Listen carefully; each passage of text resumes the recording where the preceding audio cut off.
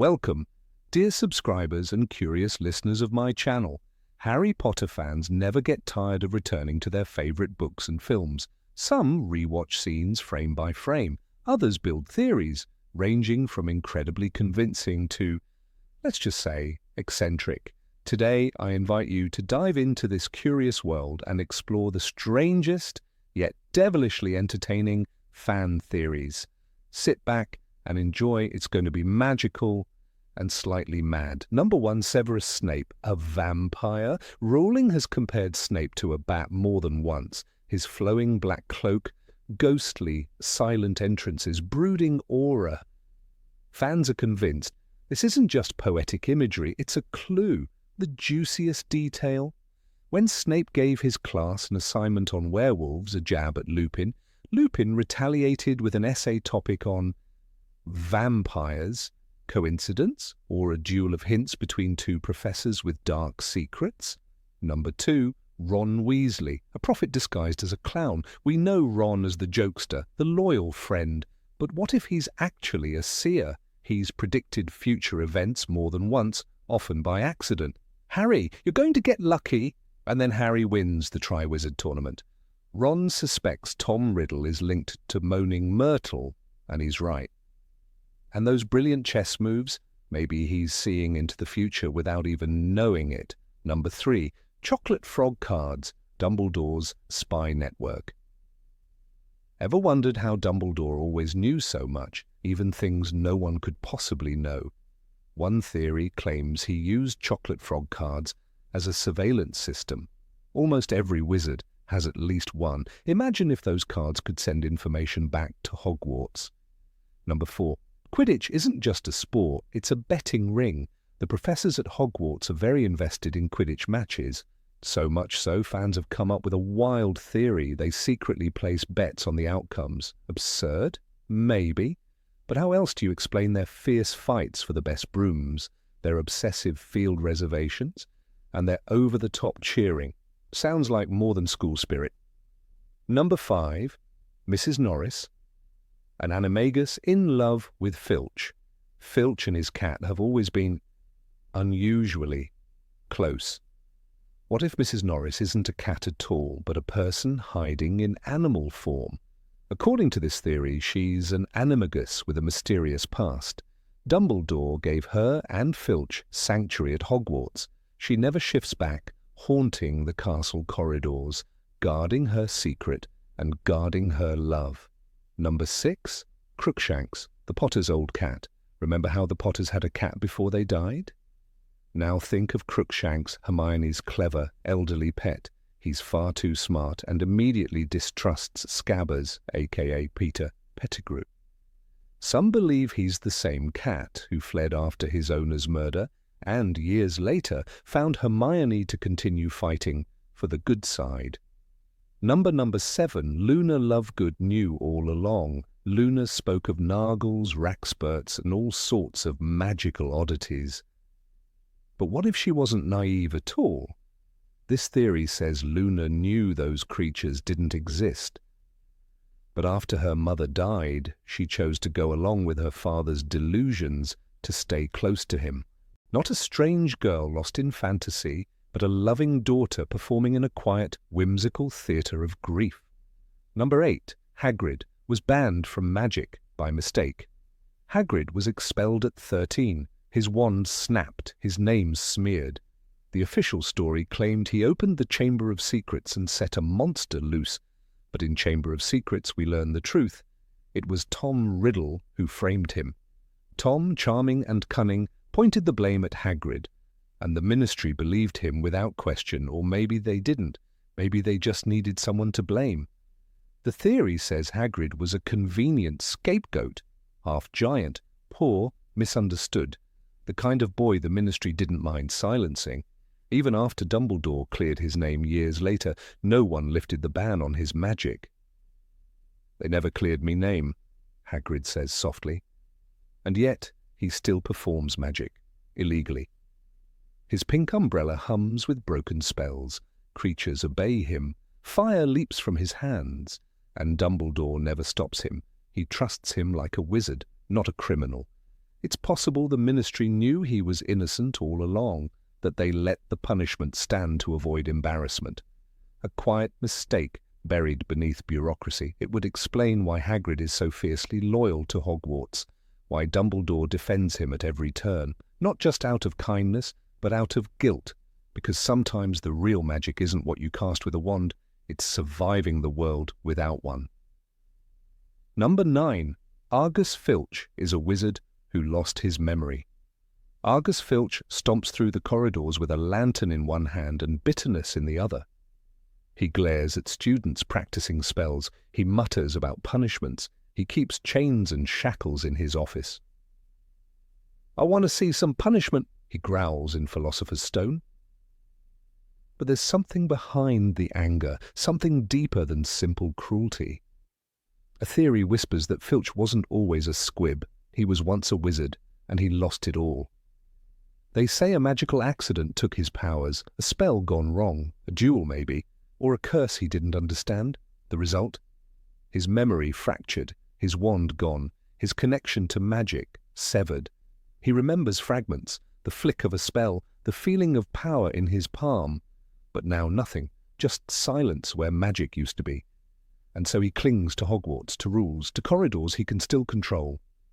In Chamber of Secrets, we see Filch clutching a letter from a quickspell course. A beginner's magic guide, he hides it, ashamed. "It's for squibs," Ron whispers. But what if Filch wasn't trying to become a wizard? What if he was trying to remember how he used to be one? His obsession with discipline, his hatred of laughter, his attachment to Mrs. Norris, it all fits the shape of a man who once had magic, and now only has shadows of it. It would explain his bitterness, not born of jealousy but grief. The grief of a man who lost more than talent. He lost his identity. He walks among young witches and wizards like a ghost. Number 10. Dobby was a secret Malfoy agent. Dobby appeared in Harry's room like a warning wrapped in panic. "Harry Potter must not go back to Hogwarts," he cried, trembling, desperate. He slammed cakes on the floor. He sealed up the portal at platform 934. He enchanted bludgers to attack. And yet, he claimed to be helping. Fans asked the obvious question, why would a house elf risk so much for a boy he barely knew? The answer, some believe, is that he didn't, not at first. The theory suggests Lucius Malfoy sent Dobby to Harry under the illusion of a warning, to disrupt, to frighten, maybe even to lure him into danger. After all, Lucius was planting Tom Riddle's diary that year. What better way to stir chaos than to plant fear in Harry's heart? In Chamber of Secrets, Lucius hisses, "You've lost me, my servant," when Dobby is freed. But is that anger for losing control, or for a plan gone wrong? The plan unraveled when Dobby changed. Somewhere between warnings and disasters, he saw Harry's kindness. He saw something he'd never known in Malfoy Manor. Freedom. "Dobby has no master," he says proudly, in Goblet of Fire.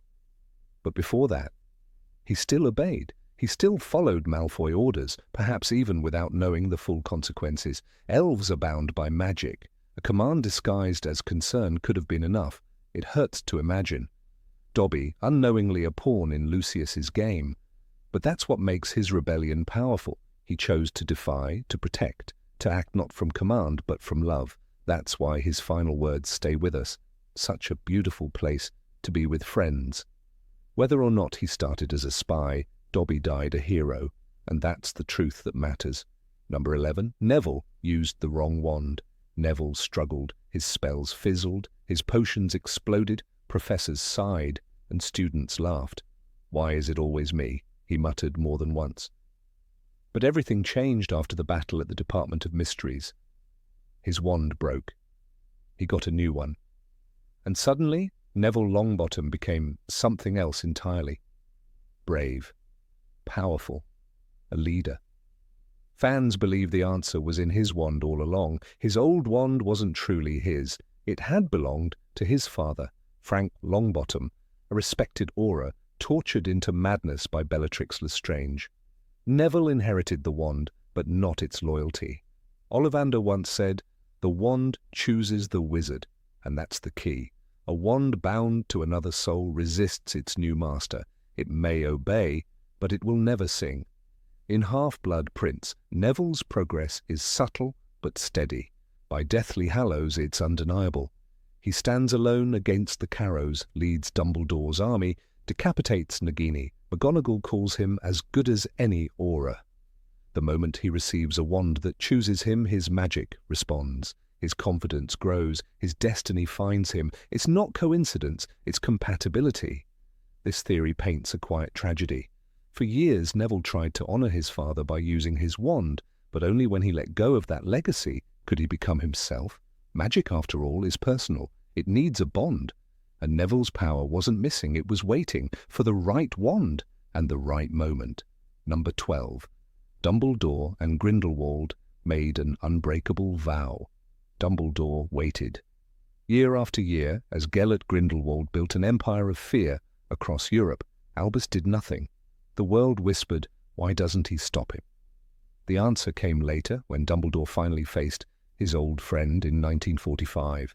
But by then, the damage was done. Fans believe he didn't wait because of regret or fear.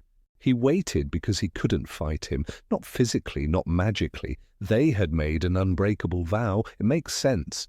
The summer they spent together, two brilliant boys dreaming of power, wasn't just about ideology. They were bound by something deeper, a promise sealed in blood. The books never mention a vow outright, but the silence is deafening. In Deathly Hallows, Dumbledore says, I delayed for so long because I was afraid. But of what? Regret alone doesn't hold back the most powerful wizard alive. Magic does. The duel in 1945 was legendary, a clash of titans. But what if it only happened because something had changed? A loophole, a broken condition, a sacrifice. Maybe the death of Ariana, their sister, shattered the vow. Or maybe Dumbledore found a way to undo it, at a terrible cost. Do not pity the dead, Harry, he later says. Pity the living, and above all, those who live without love. He knew what it meant to lose someone to love, and to magic that binds. If true, this theory recasts their story. Grindelwald wasn't just a dark wizard, he was a soulmate. And Dumbledore didn't just fight him, he mourned him. Every year he waited wasn't hesitation, it was heartbreak. It was the weight of a promise he made when he still believed in a world they could rule together. Number 13. Voldemort accidentally made Harry immortal. The curse hit him full force. In the forest under the pale moonlight, Voldemort shouted, Avada Kedavra, and Harry fell. But he didn't die, not truly. When Harry awakens in the white emptiness of King's Cross, Dumbledore tells him, you were the seventh Horcrux, Harry. It wasn't meant to happen. Voldemort didn't intend it, but by trying to kill the baby, he tethered a piece of his own soul to him.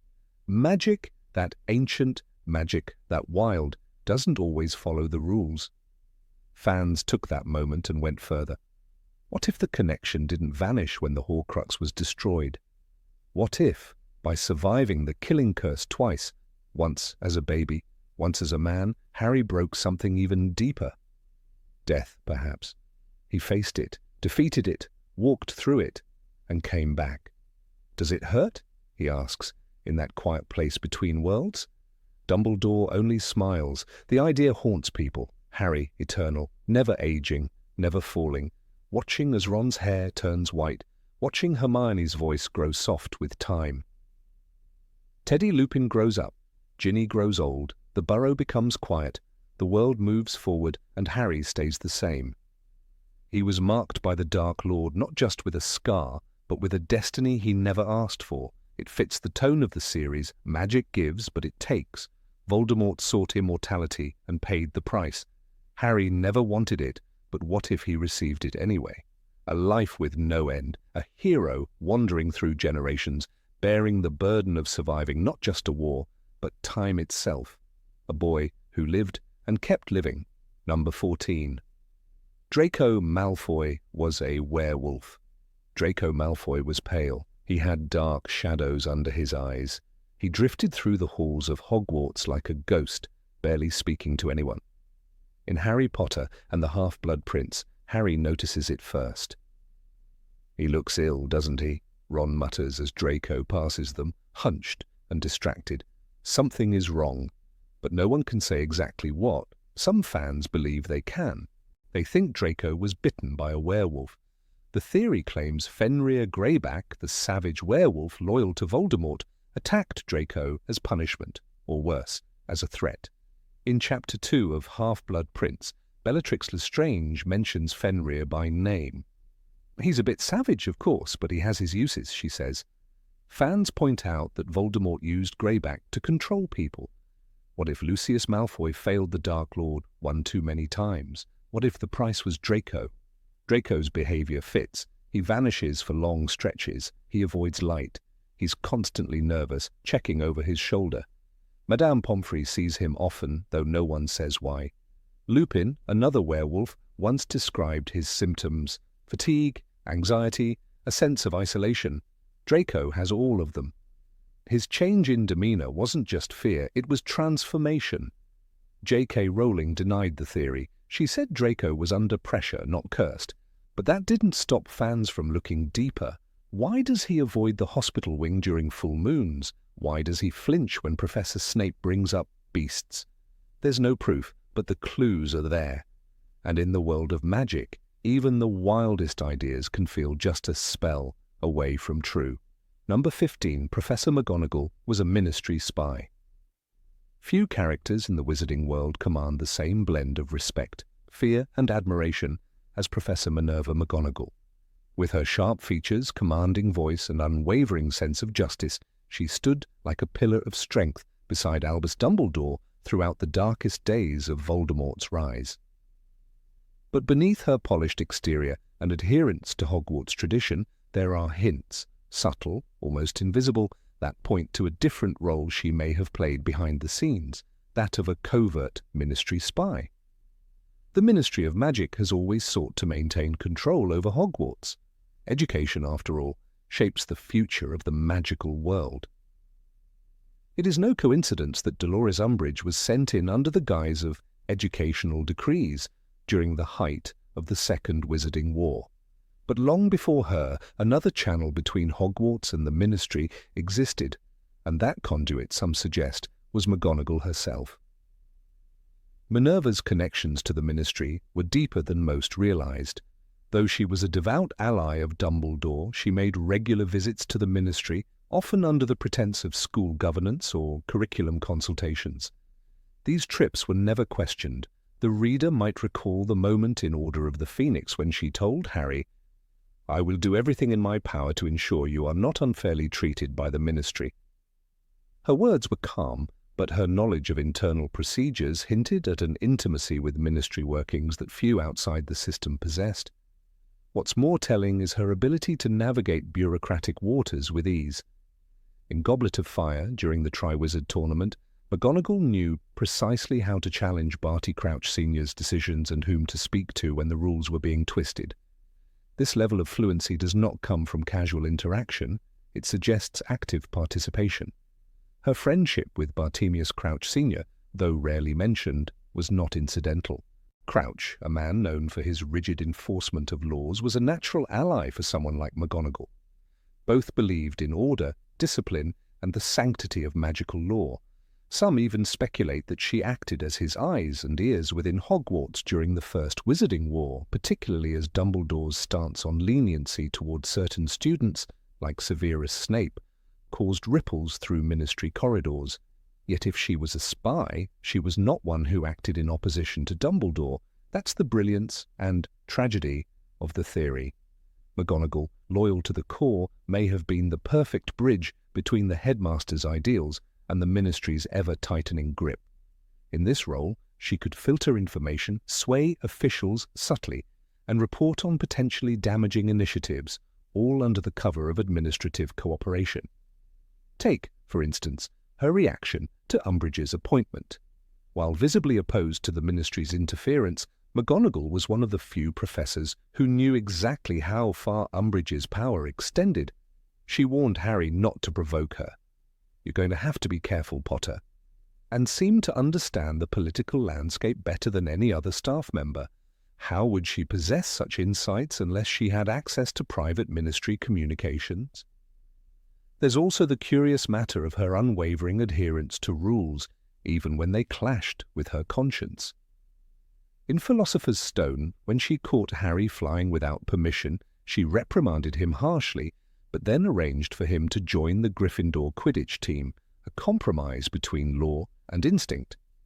This duality suggests someone used to balancing conflicting loyalties, much like a double agent who enforces one authority's will while quietly furthering another's. In Half-Blood Prince, McGonagall's behavior becomes even more intriguing. She appears to be more active in internal school politics, taking direct control after Dumbledore's death and coordinating with the Ministry in the transition of power. She doesn't resist the Ministry's post-Dumbledore mandates as violently as others might have. Instead, she absorbs them, adapts, and maneuvers them into harmless directions. Her cooperation is not subservience, it is strategic deflection. One cannot ignore her past either. Before teaching, McGonagall worked for the Department of Magical Law Enforcement, directly under head Aura Elphinstone Urquhart, whom she later almost married. Her decision to return to Hogwarts was not the withdrawal of a woman disillusioned with government, but perhaps a calculated placement. Having served in one of the most critical ministry departments, she possessed intelligence skills and access to classified information. Hogwarts, always a battleground of influence, was the logical station for such a person. Her transformation during the final battle for Hogwarts further supports this theory. Despite being known for restraint and decorum, McGonagall takes decisive, militaristic command during the Battle of Hogwarts. She activates the castle's magical defenses with a sense of familiarity that implies prior preparation. "I've always wanted to use that spell," she says when animating the Stone Guardians, but the deeper question is, how did she know those spells so well, unless she had been preparing for such a scenario in collaboration with ministry officials all along? Some even go so far as to suggest that McGonagall was part of a secret liaison committee formed after the First Wizarding War to monitor dark artifacts and suspicious students within Hogwarts. This theory, while lacking concrete proof, gains traction when considering her intense scrutiny of Draco Malfoy during his 6th year. Unlike other professors, she treated Malfoy not as a student but as a potential threat, watching him with a detachment that felt almost investigative. Her surveillance of students was subtle but ever-present. During the DA meetings, she seemed conveniently unaware. But was she truly? Or was her blindness to Dumbledore's army a carefully calculated choice, allowing resistance to grow while shielding it from the Ministry's wrath? If McGonagall had truly been a Ministry loyalist without nuance, she would have taken decisive action. Instead, she turned a blind eye, an act of deliberate misdirection consistent with the role of a double agent protecting her true allegiance. Number 16. Dumbledore is a time traveller. Albus Dumbledore has always been more than a headmaster. His eyes, blue and piercing behind half-moon spectacles, carry a weight far heavier than mere knowledge. He is a man who speaks with the certainty of someone who has seen every outcome, every mistake, and every regret. And so, a theory quietly whispered among fans has begun to grow louder. What if Dumbledore is not just old, but a traveller through time, a man who has bent the years in desperate attempts to reshape the past? Time travel in the world of wizards is not merely myth.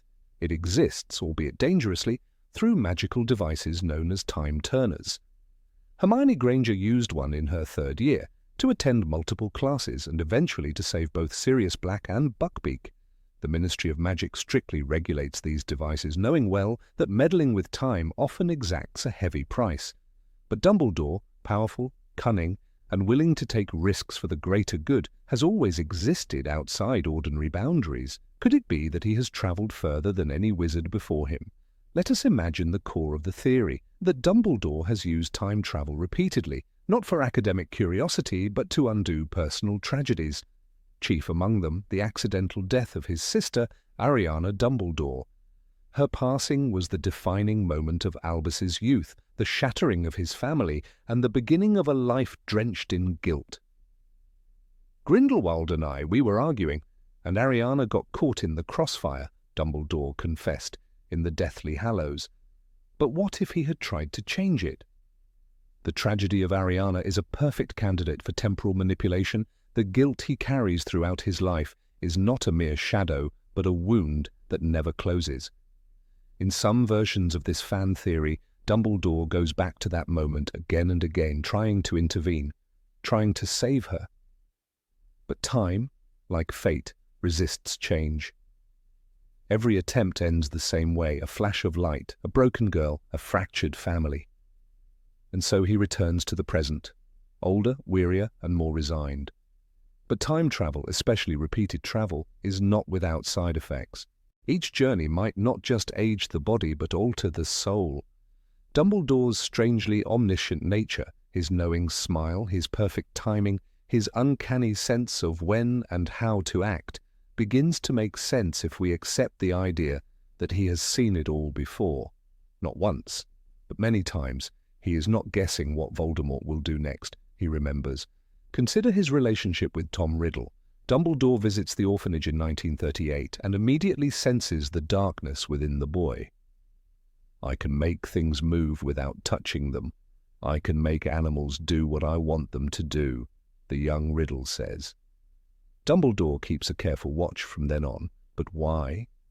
Other troubled students have passed through Hogwarts. Why obsess over this one? Perhaps because Dumbledore has already seen what Riddle becomes, and perhaps in other timelines he failed to stop him earlier. This theory lends a chilling interpretation to Dumbledore's decisions regarding Harry. Why did he leave Harry with the Dursleys knowing the abuse he would suffer? Why didn't he reveal the full truth earlier? Why did he allow Harry to face danger year after year? "Do not pity the dead, Harry. Pity the living, and above all, those who live without love," Dumbledore says in the Deathly Hallows. These are not the words of a man making spontaneous choices. They are the words of someone who has learned, through painful iteration, that some suffering is necessary. And what of the prophecy? Neither can live while the other survives. Dumbledore protects it, but never tries to destroy it. Why? Because he knows he must let events unfold. The timeline has taught him what happens when he intervenes too much. He has perhaps already tried to kill Voldemort early, to end things before they begin. And maybe, in those forgotten futures, worse things occurred, a different Dark Lord rising. Or the magical world collapsing entirely, he walks a tightrope between control and restraint. In this light, the destruction of the time-turners in the Department of Mysteries during the events of the Order of the Phoenix becomes more than just collateral damage. Maybe it was intentional. Maybe Dumbledore, having done all he could with time, realized that others must not follow in his path. The temptation to fix things is too strong, the consequences too unpredictable. If Dumbledore was the last true time traveler, he may have made sure of it.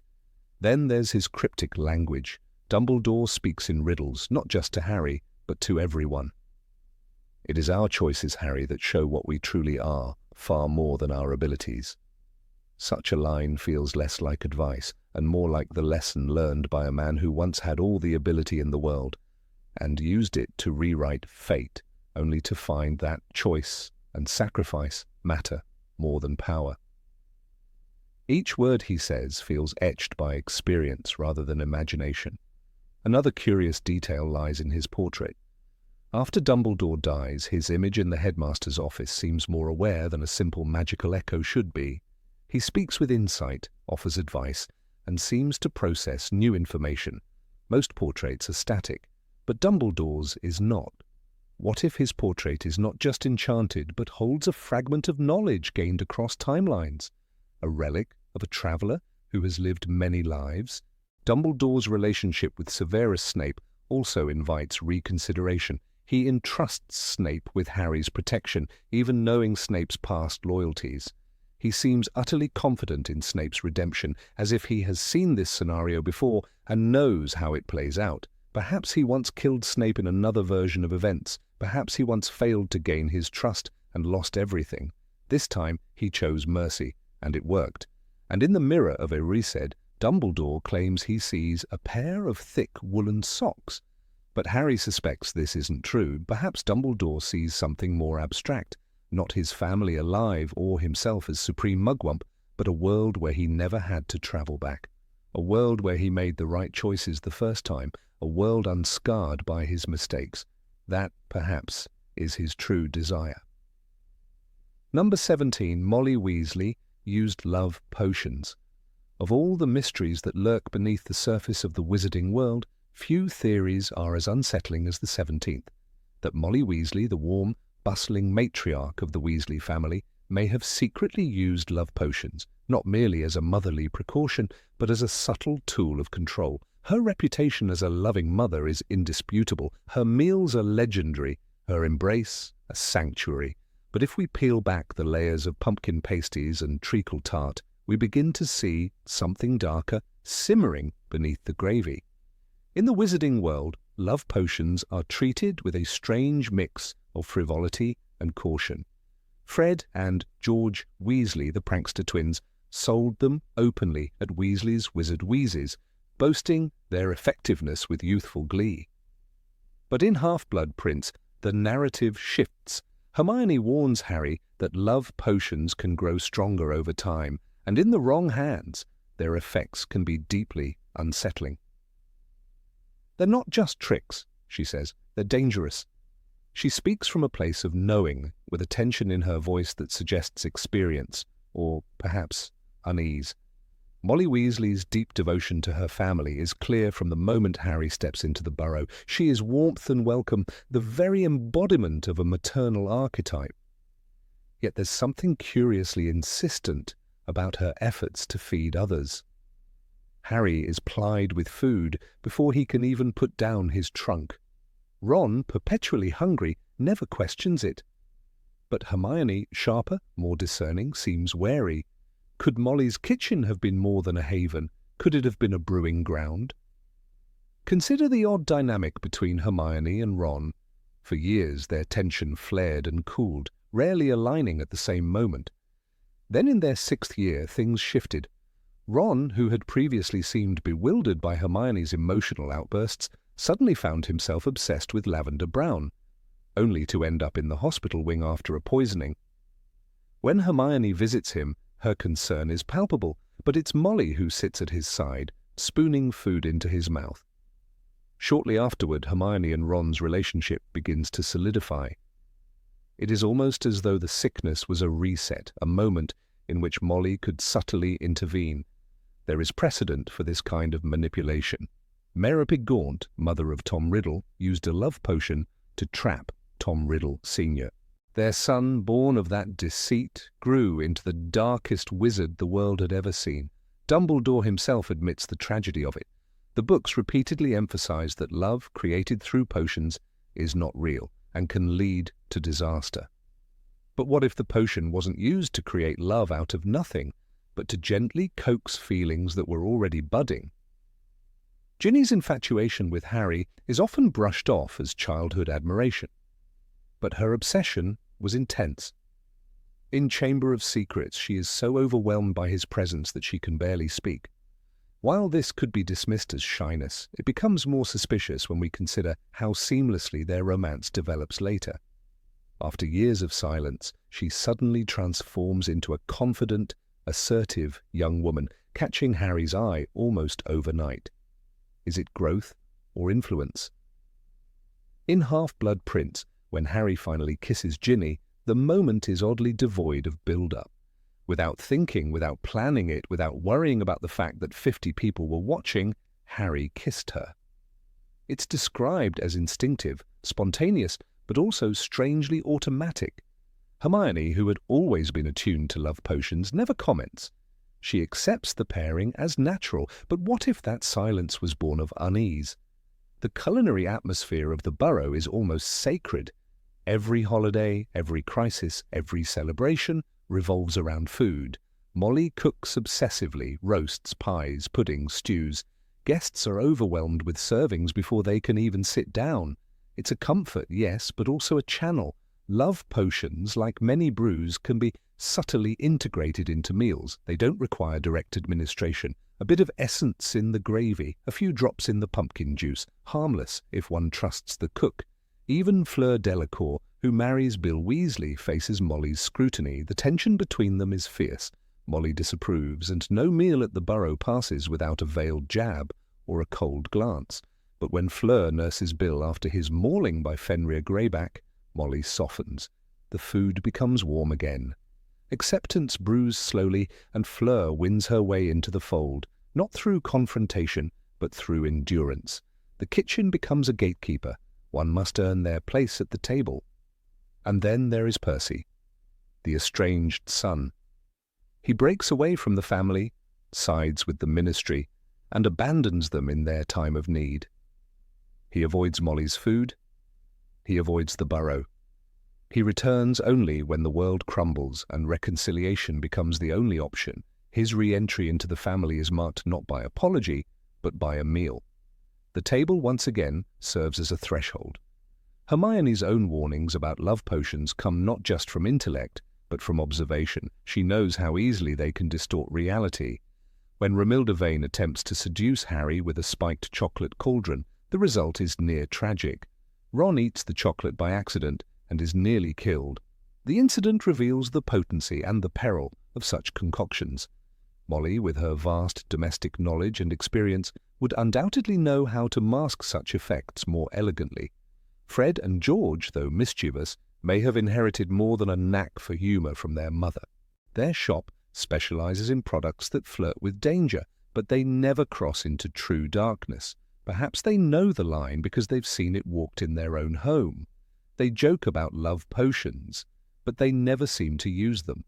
That restraint may come from personal awareness. Number 18, Fred and George could read each other's minds. Fred and George Weasley were never just twins. To many fans, they were magic in motion, one mind split between two bodies. There is a theory, both charming and strangely convincing, that Fred and George possessed a rare and hidden gift, the power of telepathy. Their seamless conversations, their perfectly timed pranks, and the uncanny way they always seemed to know exactly what the other was thinking. Could it all be more than just sibling intuition? Might they have been hiding a magical talent far more profound than their dazzling fireworks? Consider their time at Hogwarts. From their very first appearance in Harry Potter and the Philosopher's Stone, Fred and George are a unified front. Their behaviour is a symphony of coordination. In the words of their younger brother Ron, they're like one person with two bodies. The idea that this is the result of years of practice is comforting, but it doesn't explain the level of synchronicity they demonstrate. During their many public performances, most notably their legendary exit from Hogwarts in Order of the Phoenix, the twins act with the precision of trained duelists, never needing to consult one another before casting identical spells, finishing each other's sentences, or making a split-second decision. This is more than finishing each other's jokes. Take, for instance, the scene during the 1994 Quidditch World Cup, when chaos breaks out after the Death Eaters attack the camp. Amidst the confusion and fear, Fred and George coordinate their movements instinctively, grabbing family members, casting protective spells, and navigating the panicked crowds. While the rest of the Weasleys shout and scramble, the twins seem to move with an eerie unity.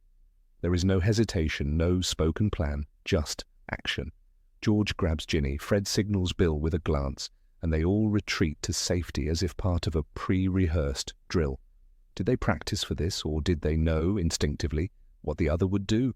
In Goblet of Fire, we find a quieter but telling moment, when the twins attempt to hoodwink the Goblet of Fire into believing they are 17. They do it together, speaking the same words, making the same gestures. When the magical barrier rejects them both, they are thrown backward in unison, and even the joke they make afterward is delivered in perfect harmony. This is not just mimicry, it is shared consciousness. It's as if one mind reacted through two voices. Fred and George's synchronized creativity also raises eyebrows. Who else could have developed an entire line of magical prank products, some with surprisingly advanced enchantments, without formal new T-level education? Their development of skiving snack boxes, decoy detonators, and shield hats wasn't just a result of talent, it required an almost unnatural synergy. In Half-Blood Prince, Hermione Granger, the most academically gifted student in Hogwarts, is startled by the sophistication of the twins' work. They've got brains, she admits reluctantly. Just because they don't do things the same way as other people doesn't mean they're not clever. But their success was never about individual cleverness. It was about how they thought together. Their decision to drop out of Hogwarts is another demonstration of psychic unity. As Umbridge tightens her grip on the school, the twins grow restless. But they do not discuss rebellion in the open. There is no planning session, no whispered scheming. They simply act together. Their exit is executed flawlessly. Fireworks that would shame the ministry, brooms that cut the sky, and a sense of timing that suggests something more than mere coordination. The Weasley twins didn't need to tell each other what to do, they simply did it. The theory that Fred and George shared a telepathic link becomes even more compelling when viewed in contrast to other twin characters. Parvati and Padma Patil, though also twins, behave like individuals with separate minds and experiences. They are sorted into different houses, develop distinct personalities, and rarely exhibit any synchronized behavior. The contrast is striking. Why are Fred and George so different? Could it be because they were not merely brothers, but a single magical consciousness split at birth? Even in moments of chaos and danger, their bond remains unshaken. During the Battle of the Seven Potters in Deathly Hallows, the pair fights side by side, never missing a beat. George is gravely injured, his ear blasted off by a curse, but the first person he communicates with afterward is Fred. "You okay, Georgie?" Fred jokes gently, masking his concern. George, despite the pain, responds in kind. There is no need for comfort or explanation. They are already connected, as if the pain of one is instantly known to the other. There is another strange moment in Order of the Phoenix when Harry is consumed by rage and confusion, trapped in the isolation of Umbridge's regime. Fred and George seem to know exactly when to intervene. They don't speak to him directly, but orchestrate an elaborate distraction, offering Harry a brief escape. When questioned about it later, Fred shrugs and says, "It just felt like the right time." Was that intuition, or did they know how Harry was feeling? Because they sensed it in one another and acted. But perhaps the most heartbreaking evidence of their psychic connection comes after Fred's death. In Deathly Hallows, George is never the same. Readers often describe his grief as unbearable, but there is something deeper than loss. George doesn't merely miss his brother, he seems incomplete, hollowed out. J.K. Rowling herself once said in an interview that George never truly got over it. There is no recovery, no rebuilding, because Fred wasn't just his sibling, he was half his mind. Some fans even believe that George, after Fred's death, retained a fragment of his twins' consciousness, that their bond was never truly broken. The notion of magical twins possessing unusual powers is not foreign to the wizarding world. In Fantastic Beasts, The Crimes of Grindelwald, Queenie Goldstein, a gifted legilimens, can read minds with startling precision. If such abilities exist and are recognized, then why not a more subtle, twin-based variant? It's not hard to imagine that magical twins, especially ones as close as Fred and George, might naturally evolve their own psychic link, one hidden from the world, perhaps even from themselves. In Order of the Phoenix, during their legendary fireworks rebellion, they are seen completing each other's sentences multiple times. "Time is Galleon's little brother," Fred says as George tosses a sack of coins. Their conversations are fluid, rhythmic. There is no lag, no awkwardness, just flow. Could it be that they aren't even hearing each other, just thinking as one? Even Professor Dumbledore, the most powerful wizard of the age, seems to notice something unique in them. He never reprimands them harshly, even when their pranks border on chaos. Perhaps he senses that their magic is different, more intuitive, more interconnected. It's telling that when they open Weasley's Wizard Wheezes, the store becomes one of the most successful businesses in Diagon Alley. Their ideas are not just clever, they're fused, perfected through an unspoken understanding that few could replicate. Their twin bond may even echo ancient magical lore. Throughout wizarding history, twins have been regarded as vessels of unique magical potential. Some believe that in older times, certain magical families sought to produce twins precisely for this reason. The Department of Mysteries, obsessed with the limits of magic, might well have had a file on Fred and George hidden away among the dusty shelves, two boys who could think as one, whose minds blurred the boundary between self and other. Fred and George's jokes are often dismissed as silliness, but their humour itself may be a key to understanding their connection. Laughter, like magic, is a form of power. The speed at which they construct puns, design gags, and execute pranks suggests something beyond normal creativity. It suggests dual processing, twin minds working in concert. Their jokes hit harder, land faster, because they are born from two brains aligned with perfect precision. Even in their final moments together, Fred and George remained aligned. In the Battle of Hogwarts, Fred is fighting alongside Percy when he dies. George is elsewhere, but when he learns of it, he doesn't ask how it happened. He knows, as though he felt the rupture in his own soul. There is something chilling about that moment. George doesn't wail, he doesn't collapse, he falls silent. Because when a part of your own mind is torn away, there are no words left. In fan circles, stories still circulate of a magical echo, a theory that Fred's consciousness might linger with George. Some believe George occasionally speaks aloud, not because he's grieving, but because he can still hear Fred in his thoughts. We never see George cast a Patronus after Fred's death. Perhaps he can't. Perhaps he fears what he might see, or not see. Ultimately, the idea that Fred and George shared a telepathic link is not just a flight of fancy. It's a reflection of how deeply intertwined their lives were.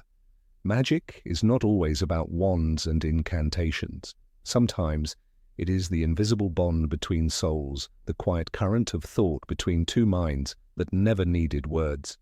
Fred and George lived as one, joking, fighting, creating, and when one was taken, the other remained, like a wand broken in half, powerful once, but no longer whole. Number 19. The Dursleys hated Harry because of the Horcrux. There is a particular darkness that haunts the cupboard under the stairs, not the kind born of shadows or neglect, but something more ancient, more insidious. For years, fans of the Harry Potter series have wrestled with the same question: why did the Dursleys treat Harry with such unrelenting cruelty? Was it truly the byproduct of human pettiness, jealousy, and fear of the magical world? Or was there something else, something deeper? A theory long whispered in fan circles suggests a darker reason. The fragment of Lord Voldemort's soul, lodged unknowingly within Harry Potter, may have infected the Dursleys with malice, just as it corrupted those who came near any of Voldemort's Horcruxes. The argument begins with the undeniable change in behaviour observed in Ron, Hermione, and even Harry himself during their time, carrying Salazar Slytherin's locket. The locket, another of Voldemort's Horcruxes, was described as radiating cold and malevolence. Ron, typically loyal and kind, lashed out at his friends under its influence. Hermione, usually composed, grew sullen. Even Harry, the rightful bearer of the burden, struggled with consuming rage and hopelessness. As J.K. Rowling writes in Harry Potter and the Deathly Hallows, they were cranky and irritable when they wore the locket. It fed on their doubts and fears. If such was the effect of a Horcrux on those strong of heart and bound by love, what would happen when a similar object, no, a person, lived under the same roof as three of the most magic-intolerant, emotionally repressed people in Little Whinging? Petunia Dursley, with her tightly pursed lips and obsession with appearances, had always been uncomfortable with anything she could not control. Vernon, her blustering husband, was so deeply entrenched in routine that even the smallest anomaly could send him into fits of rage. And Dudley, young, spoiled, coddled, was shaped by an environment of entitlement and silent hostilities. When Albus Dumbledore left Harry on the Dursleys' doorstep that fateful night, he did so believing in the power of familial blood to protect the child. Yet he could not have foreseen that along with the boy, a sliver of the darkest wizard's soul had crossed the threshold. The Horcrux, however, did not lie dormant. It existed within Harry from infancy, leeching like a parasite on his spirit. But while Harry's resilience kept it at bay, the dark energy could still emanate subtly, infecting those around him, particularly those who harbored already fragile dispositions. Consider this. When Harry was young, strange things always happened around him. Hair regrowing overnight, glass vanishing from a snake tank, Aunt Marge ballooning in a fit of rage. Though these could be explained as accidental bursts of uncontrolled magic, is it not possible that the Horcrux within Harry magnified emotional volatility in others, acting as a lightning rod for anger, frustration, and fear? The locket worn by the trio during their Horcrux hunt in Deathly Hallows affected Ron most intensely. His insecurities about being overshadowed by Harry, unworthy of Hermione and insignificant in his own family, became heightened, distorted, weaponized. This mirrors the Dursleys' emotional state during Harry's upbringing. Petunia's lifelong bitterness over being excluded from the magical world, over her sister Lily being special while she remained ordinary, could have been fed and twisted by the proximity to the Horcrux. What began as jealousy may have become a festering loathing not entirely her own. One cannot overlook Petunia's letter to Dumbledore long before Harry's arrival, begging to be allowed into Hogwarts. It was not mere hatred that drove her to scorn Harry. It was rejection, internalized and unresolved, living daily in the presence of a magical being, her sister's child no less, would have reopened old wounds. Add to that the corruptive influence of the Horcrux, and her disdain turns into venom. Petunia is not just an ordinary woman refusing to accept magic. She is a scorned soul, constantly reminded of what she could never be, while the Horcrux whispers poison in her mind. Vernon Dursley, too, is a study in unchecked aggression. His hatred of Harry is near irrational from the boy's infancy to adolescence. In the Philosopher's Stone, Vernon is described as being so furious that he had to grip the steering wheel with both hands to keep from crashing the car when letters from Hogwarts began arriving. His rage reaches absurd levels. He builds a fortress of paranoia to avoid the inevitable. While it is easy to chalk this up to comic exaggeration, there's a chilling undercurrent. Could the Horcrux have fed off Vernon's fear of the unknown, magnifying his anger and bigotry into obsessive behavior? Dudley's transformation is perhaps the most interesting.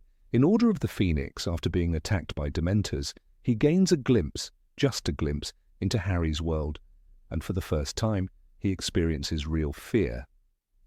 Later in the series, Dudley shows signs of empathy, even gratitude, towards Harry. He shakes his hand. He calls him not a waste of space. If Dudley's redemption arc begins only after being exposed to something darker than the Horcrux, Dementors, then perhaps that confrontation jarred something loose. Maybe the Horcrux's influence over him began to wane. Throughout the series, J.K. Rowling makes it clear that Horcruxes are not merely passive artifacts. In Deathly Hallows, the locket even affects the weather, casting a palpable chill when worn. Harry, being a living Horcrux, must have emitted a similar darkness. He was, after all, an unintentional container for a fractured, tormented soul. It stands to reason that the Dursleys, already predisposed to dislike what they could not understand, would have their feelings distorted, exaggerated by the constant exposure to dark magic. The most damning evidence of this theory lies in the contrast between how other Muggles treated Harry. Mrs. Figg, the squib neighbour, though eccentric, showed no irrational hatred toward Harry. In fact, she cared for him in her own odd way. She did not live in the same house, under the same roof. The influence of the Horcrux weakens with distance. Harry's classmates at primary school may have found him odd, but none of them treated him with the visceral hatred that poured from the Dursleys. The closer the proximity, the stronger the effect. Harry himself comments on the strange nature of the Dursleys' disdain. In Chamber of Secrets, he reflects that the Dursleys often behaved as though he were a bomb that might go off at any moment. Their fear is disproportionate to Harry's actual behavior. He is quiet, obedient, and never demands much. Yet he is punished, locked away, starved, degraded. Such treatment suggests not a rational dislike, but something darker, more primal, perhaps driven by fear, perhaps by the creeping malice of the soul, that should never have been. Even Dumbledore's choice to leave Harry with the Dursleys becomes suspect in hindsight. He knew, of course, that Harry carried a part of Voldemort within him. He chose not to tell Harry, not until the time was right. But did he realize what that presence would do to a family already unbalanced? Did he underestimate the power of a Horcrux's influence? Or did he believe that love would overcome even the darkest magic? It's a question that haunts every reread of the series. When examining Petunia's final interaction with Harry, in a deleted scene from the film adaptation of Deathly Hallows Part 1, she says, "You didn't just lose a mother that night, I lost a sister." The words, though brief, suggest lingering grief. Perhaps Petunia, in that moment, speaks not from a place of hatred, but from a space the Horcrux could not fully reach. Perhaps the years had dulled its power. Or perhaps, knowing she would soon lose Harry forever, she reclaimed some small piece of her former self. The tragedy of the Dursleys may lie not in their cruelty, but in their victimhood. What if they were merely the first casualties of Voldemort's fragmented soul? What if they too were poisoned by proximity, transformed into shadows of who they could have been? What if Vernon could have been a boring but decent uncle, Petunia a bitter but not abusive guardian, and Dudley just another spoiled child with room to grow? This theory does not absolve the Dursleys. Cruelty is still cruelty, but it invites nuance. It opens the door to empathy, not just for Harry, the boy who lived, but for the broken family that never understood why they felt such hate. Perhaps they were not monsters, but mirrors, warped and cracked by an evil that clung to the innocent. When Harry finally leaves Privet Drive for good, he does so with a strange mixture of resentment and detachment. He does not hate them, he pities them. And maybe, just maybe, on some level, he understands that the hatred they directed toward him never truly belonged to them. In the end, the cupboard under the stairs held more than dust and spiders. It held a child marked by prophecy, a soul divided, and the heavy presence of dark magic. The Dursleys lived above it, around it, within its aura. And like all who come too close to a Horcrux, they were changed, distorted by something they could never name. Perhaps Petunia knew. Perhaps that's why she never looked Harry in the eye for long. Because when she did, maybe she saw something there, something that reminded her not of Lily, but of a scream in the night, a green flash, and the echo of a curse that never truly ended. Number 20. Hermione is the reincarnated daughter of J.K. Rowling. Among the many fan theories born from the deep wells of Potterhead imagination, one of the strangest and oddly compelling is the idea that Hermione Granger is not just a fictional character. According to this theory, she is the fictional reincarnation of a daughter J.K. Rowling never had. Not in the literal sense, but as an emotional and metaphysical projection. Hermione, in this view, is more than Rowling's favourite character. She is a magical child the author placed into the wizarding world to live out the life Rowling wished for herself, or for the child she never got to raise in quite that way. The evidence, as fans argue, begins with something deceptively simple: the books. Rowling herself has admitted on multiple occasions that Hermione is the character most similar to her. This was not a casual statement. Rowling confessed in interviews that Hermione's love for books, her know-it-all tendencies, and even her insecurities are all drawn directly from her own personality. It is one thing for an author to say a character shares traits with them. It is quite another to see those traits unfold so vividly across 7 books with near biographical precision. The resemblance is not merely about intellect or personality. Physically, Hermione in her original portrayal mirrors a younger Rowling, brown, bushy hair, large front teeth, at least until the unfortunate incident with Draco Malfoy in Goblet of Fire, and a determined, slightly awkward presence. It is worth noting that Rowling herself had similar features as a child. Before the Hollywood casting of Emma Watson softened Hermione's edges, she was described in Philosopher's Stone as a bossy sort of girl with lots of bushy brown hair and rather large front teeth. These are not glamorous features. They are real, human, and deeply personal. Then comes the question of voice. Hermione's moral compass often becomes the voice of reason in the story, even surpassing Dumbledore's cryptic wisdom. She is the one who warns Harry not to use the Half-Blood Prince's potions book. She is the one who chastises Ron for his carelessness and Harry for his recklessness. In this way, Hermione operates as the author's voice in the narrative. Rowling's control over the story is filtered through Hermione's logic. She knows what's right, what's wrong, and, frequently, what's about to happen. This trait aligns uncannily with the omnipotent perspective of an author who always knows the end from the beginning. But this theory takes a mystical turn when we look at Hermione's background. Unlike Ron and Harry, she was born to Muggles. Her magic, therefore, is not inherited, it's discovered. This sudden awakening to a hidden world reflects the experience many writers describe when discovering their creativity. Rowling was a struggling single mother when she began writing Harry Potter. She has often spoken about how the world of magic felt like a sanctuary, a place of hope and imagination. Hermione's journey from ordinary to extraordinary parallels Rowling's own transformation from anonymity to global fame. It's as if Rowling embedded her emotional metamorphosis in Hermione's magical one, in Chamber of Secrets when Hermione is petrified and yet still manages to clutch a page torn from a book that explains the secret of the basilisk. It feels more than just clever plotting. It feels symbolic. Even in silence, she uses knowledge to protect her friends. Rowling, likewise, has said she turned to books during the darkest moments of her life. Hermione clutching the torn page becomes a metaphor. The book holds the answer, and the girl who believes in books saves the day. One of the most telling elements of this theory lies in the relationship dynamics Hermione navigates. She is often dismissed or undervalued by others. Ron mocks her seriousness, Draco sneers at her intellect and bloodline, even Harry frequently ignores her advice, yet she persists. There is something hauntingly personal in this persistence. Rowling, too, was rejected. Numerous publishers turned down the Harry Potter manuscript before Bloomsbury finally gave it a chance.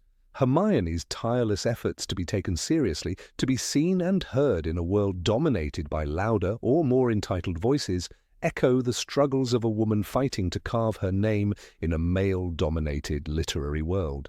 Consider Hermione's use of the time turner in Prisoner of Azkaban. She attends multiple classes simultaneously, pushing herself beyond reasonable limits. The symbolism here is profound. Rowling, in interviews, described how she balanced motherhood, financial hardship, and writing late at night in cafes. Hermione's time-traveling madness reflects Rowling's real-world juggling act, one woman living multiple lives, stretching time to its limit in pursuit of something greater than herself. Perhaps the most heartbreaking connection lies in Hermione's insecurity. Despite her brilliance, she constantly doubts her worth. In Goblet of Fire, when Victor Crumb takes interest in her, she is stunned. Her classmates don't see her beauty because it is not conventional. Rowling, in her youth, has said she struggled with similar self-esteem issues. She has spoken candidly about depression, about not feeling good enough. These emotional truths are not created, they are remembered. They bleed into Hermione's internal struggles as if poured directly from Rowling's own experience. The theory gains more weight when we look at Hermione's activism. In Order of the Phoenix, she creates SPEW, the Society for the Promotion of Elfish Welfare. Her classmates ridicule her, but she doesn't stop. She fights for the oppressed, even when no one listens. Rowling, a vocal advocate for social justice, infused the books with subtle commentary on class, race, and power. Hermione's crusades are not just about elves, they are about systemic injustice. It's no stretch to imagine that Rowling embedded her own frustrations and ideals into Hermione's stubborn compassion. Then there's the poignant moment in Deathly Hallows when Hermione wipes her parents' memories to protect them. It's an act of both love and loss. She removes herself from their lives for their safety, effectively erasing her own identity from their world. This resonates with the emotional sacrifices many writers make, pouring themselves into stories that the world may embrace but their closest loved ones may never fully understand. Rowling, after all, has said that writing saved her, but it also isolated her. The more famous she became, the lonelier she felt. Hermione's memory charm is a fictional mirror of that emotional departure from her former life. Hermione's relationship with books is not just academic, it's sacred. In Half-Blood Prince, she scoffs at the notion of trusting notes scribbled by someone else, saying, "You can't just take someone else's word for it, you have to work it out for yourself." That line, seemingly innocent, is striking in retrospect. Rowling, fiercely protective of her vision, often refused to let the world define her work. She valued original thought, deep research, and integrity, values Hermione carries like armor. The idea of Hermione as a literary daughter also arises from her arc of resilience. In Philosopher's Stone, she is friendless, mocked, and nearly devoured by a troll. By Deathly Hallows, she is a leader, a warrior, and a survivor. She has grown not just in skill, but in heart. Rowling, whose life arc followed a similar pattern from poverty to prominence, from silence to voice, may have shaped Hermione's growth to mirror her own. Not wishful thinking, but transformational rebirth. Not a character born, but a character reborn. Some fans point to one eerie connection in Cursed Child, the stage sequel Rowling co-wrote. Hermione becomes Minister for Magic, a role of immense power. She is no longer the girl in the library, she is the woman who commands the magical world. It is tempting to see this as Rowling's final projection, her literary child, now fully grown, shaping the world that once dismissed her. Rowling, in our world, shaped culture, influenced politics, and inspired generations. Hermione in the Wizarding world does exactly the same. Even the symbolic elements align. The name Hermione itself is rooted in Greek mythology, linked to Hermes, the god of communication and knowledge. Rowling, a lover of classical texts, chose that name deliberately. If Hermione represents a child of wisdom, literature, and message-bearing, she could be seen as a vessel, a daughter of the author and the mythic muses she honors, a literary child born from words, purpose, and longing. Another subtle hint lies in Rowling's own writing process. She once revealed that she wrote the final chapter of Deathly Hallows years before the series ended. That chapter involved Harry, Ron, and Hermione as adults. Rowling saw the future of her characters before the public saw their past. This control over destiny, especially for Hermione, shows an author's desire not just to guide, but to protect. Rowling didn't just write a story, she nurtured a life. Even Hermione's Patronus, a graceful otter, shares a hidden link with Rowling. The author has said that the otter is her favorite animal. Patronuses in the Potterverse represent the essence of one's soul.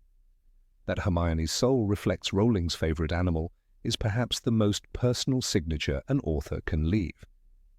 Some fans speculate that the reason Hermione never truly falters, even in the darkest moments, is because Rowling never let her.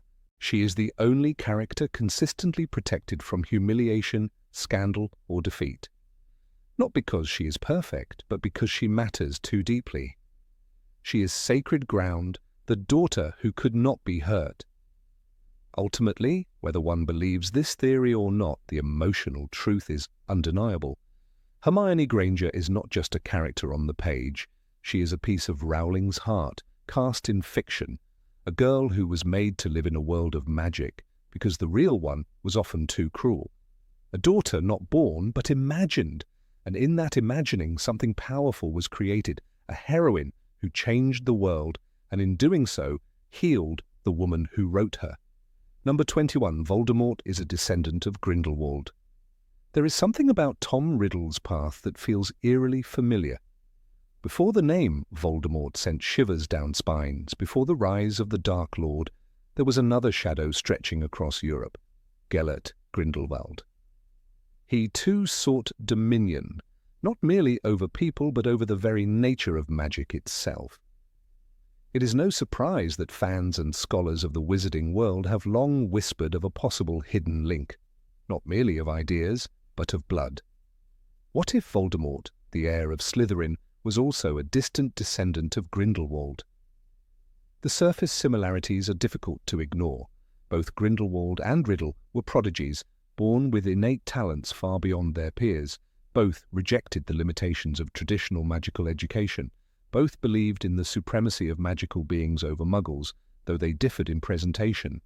And both aimed to change the world not through persuasion but through conquest. Yet deeper than ideology lies the possibility of legacy. That Grindelwald, the revolutionary from Godric's Hollow, may have unknowingly sown the seed of a dark future in a hidden child. The story begins with Grindelwald's years in Durmstrang. The school, known for its leniency toward the dark arts, was fertile ground for his radical ideas. He was expelled before graduation, but not before leaving a trail of whispers behind him. There are tales of a secret affair with a half-blood student from the Czech region, a girl who vanished from records shortly after Grindelwald was dismissed. Her name, allegedly, was Lenora Kovacs. Though her role in his life has never been confirmed, some magical genealogists have argued that Lenora gave birth to a child shortly after disappearing from Durmstrang. If the child of that union was born in secrecy and raised among muggles or even in an obscure magical community, their identity could have been erased or disguised. And if that child, say a boy, lived out his life in obscurity, fathering children of his own, then the bloodline of Grindelwald may have survived unnoticed. This brings us to the Gaunt family, known descendants of Salazar Slytherin. They lived in poverty, madness, and isolation, but their family tree is far from transparent. The Gaunts, obsessed with blood purity, may well have married into lesser-known families whose records were destroyed or lost. Merop Gaunt, Tom Riddle's mother, was a tragic figure. She bewitched a muggle, Tom Riddle Sr., with a love potion, conceived a child, and died in childbirth. But little is known about the paternal heritage of the Gaunt men before Marvolo. Some magical historians point to a brief marriage between a Gaunt cousin and a young woman from Eastern Europe around the turn of the century. Her name was not recorded, or perhaps erased, but her features were described as pale, sharp, with intense grey eyes and a peculiar accent. Could this be a granddaughter of Lenora Kovacs? Could the blood of Grindelwald have found its way into the cursed veins of the Gaunts? The idea gains weight when we look at Voldemort's traits. From a very young age, Tom Riddle demonstrated abilities that were exceptional, even by magical standards. He could speak Parseltongue without instruction. He could cause physical harm without a wand. He could control animals, influence people, and produce effects that defied the laws of childhood magic. Dumbledore himself remarked, "There have been few like him in the history of Hogwarts." And yet these powers were not purely Slytherin. There was a charm in Riddle, a magnetic force that made even skeptical teachers believe in his potential. That charisma, dangerous and persuasive, mirrors Grindelwald more than any Gaunt. Grindelwald was never a Parselmouth. He had no known connection to Slytherin, but his magic was powerful, precise, and intoxicating. He used words like spells. He believed in destiny, in chosen ones, in grand futures shaped by those with vision. Voldemort shared all of this, but lacked one thing: patience. Where Grindelwald sought to build an ideological empire, Voldemort wanted to conquer. This impatience could be a product of trauma, of his orphaned childhood, or, more intriguingly, a sign of divergent bloodlines colliding, the cold calculation of Slytherin with the incendiary passion of Grindelwald. Both wizards also believed in the idea of magical supremacy. Grindelwald's slogan, "For the greater good," was a rallying cry for a reformed magical order. Voldemort's approach was more brutal, less poetic, but at its core both believed that only the powerful should rule. In Harry Potter and the Deathly Hallows, Aberforth Dumbledore says of Grindelwald, "He seemed a likeable sort at first, clever, charming." These are the same traits that Professor Slughorn used to describe young Tom Riddle. The reflection is uncanny. More than ideology, however, is the matter of the Hallows. Grindelwald believed deeply in their power, especially the Elder Wand. He possessed it for decades. Voldemort too became obsessed with it, but unlike Grindelwald, he never understood the wand's loyalty. Why? Perhaps the wand, sensing the shared blood, still held allegiance to Grindelwald's line. But Voldemort being an orphan disconnected from his roots, could not claim it with the same spiritual authority. This would explain why the wand never truly worked for him. In Deathly Hallows, Voldemort says, "Kita, I have performed my usual magic. I am extraordinary, but this wand, it resists me." Was it rejecting a master unworthy of the bloodline? There is also the striking visual similarity. Both Grindelwald and Voldemort are described with pale skin, piercing eyes, and snake-like features, though Voldemort's were accentuated by his own dark magic. Still, artists throughout the wizarding world have often depicted a certain resemblance between their early portraits. Some magical historians argue that portraits in Nurmengard show a young Grindelwald who, for a fleeting moment, could be mistaken for Tom Riddle. If this is coincidence, it is a chilling one. It is worth noting that Grindelwald never sought out Voldemort, even as his power grew. In the Deathly Hallows, when Voldemort visits Grindelwald in prison, the old wizard laughs at him. "Kill me then, Voldemort. I welcome death, but my death will not bring you what you seek." Some read this as defiance, but others believe it was something more, a cryptic warning from ancestor to descendant, a silent acknowledgement that they are two faces of the same cursed coin. Why would Grindelwald keep silent if he suspected Voldemort was his blood? Perhaps shame, perhaps fear, or perhaps he saw in Voldemort the fulfillment of all his darkest ideas, but twisted beyond redemption. The dream of magical utopia perverted into genocide. Maybe he laughed because he saw the tragic irony that his own legacy had not birthed a savior, but a monster.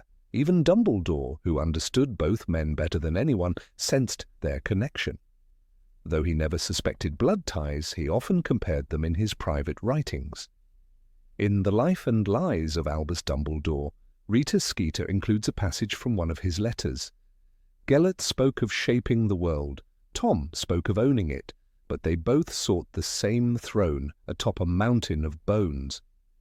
Perhaps Dumbledore felt something he could not name.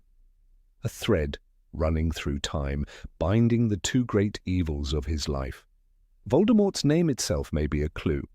Born Tom Marvolo Riddle, he chose to rename himself using an anagram. "I am Lord Voldemort." But why Voldemort?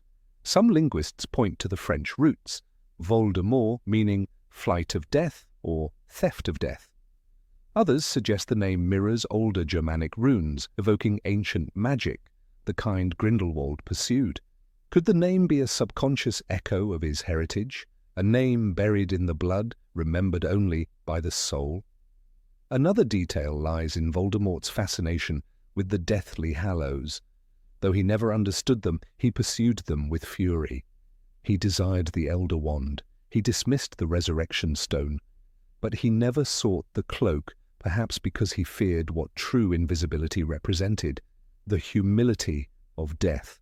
Grindelwald, by contrast, sought to master all three. He desired to become a true master of death, not by avoiding it, but by conquering it. This fundamental difference may reflect the divergence in their bloodlines. Ambition clashing with fear, vision confronting obsession. In the Forbidden Forest, when Voldemort sends Narcissa Malfoy to check if Harry is dead, the atmosphere crackles with symbolism. Voldemort believes he has become death itself, but the forest, ancient and wise, seems to reject him. Unicorns die under his touch. Centaurs flee from his presence. The earth itself trembles when he walks. This is not dominion, it is desecration. Grindelwald, for all his cruelty, respected magical creatures. Voldemort annihilated them. The same root, perhaps, but two very different branches. If this theory is true, then Voldemort was a paradox, the child of two dark dynasties. On one side, the cold-blooded Gaunts descended from Salazar Slytherin. On the other, the fire of Grindelwald, a visionary turned tyrant. Their union, however distant, may have created the perfect storm, a boy with a birthright to charm, to command, and to destroy. And yet, he was also cursed to fail, because neither Slytherin nor Grindelwald ever truly understood love. And without love, even the greatest wizard will fall.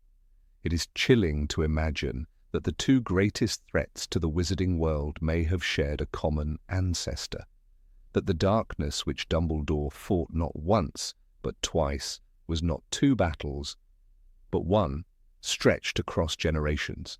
Perhaps it was fate, perhaps it was blood, or perhaps the greatest curses are not cast by wand or word, but inherited, like shadows, in the soul.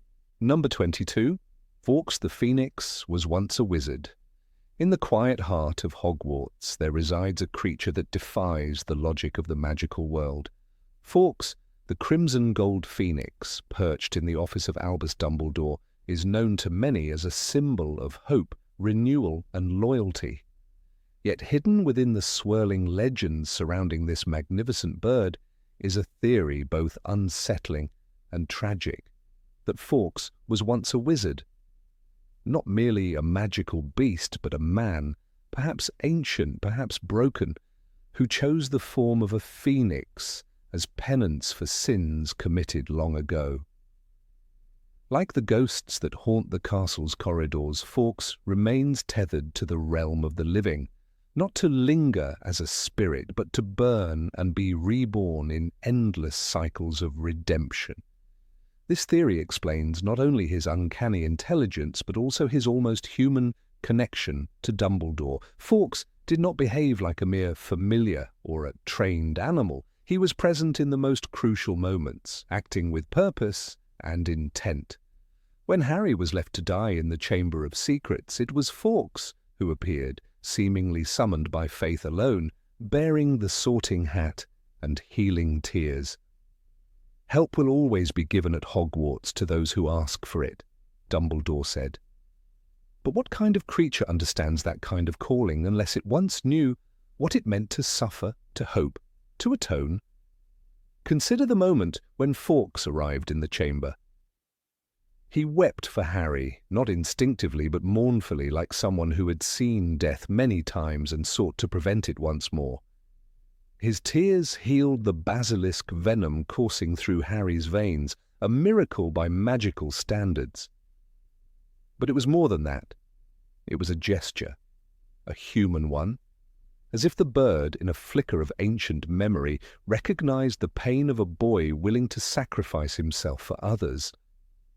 It was not the act of a pet, it was the act of someone who remembered once being saved and now yearned to save. The theory grows stronger when one examines Fawkes' departure from Hogwarts after Dumbledore's death. It was not merely a phoenix mourning the loss of a master. It was a soul finally losing its anchor in the mortal world. Fawkes' song echoed through the grounds, described as the most beautiful and sorrowful sound Harry had ever heard. It was a sound Harry associated only with heroic despair, Rowling writes. Such grief was not the reaction of a beast.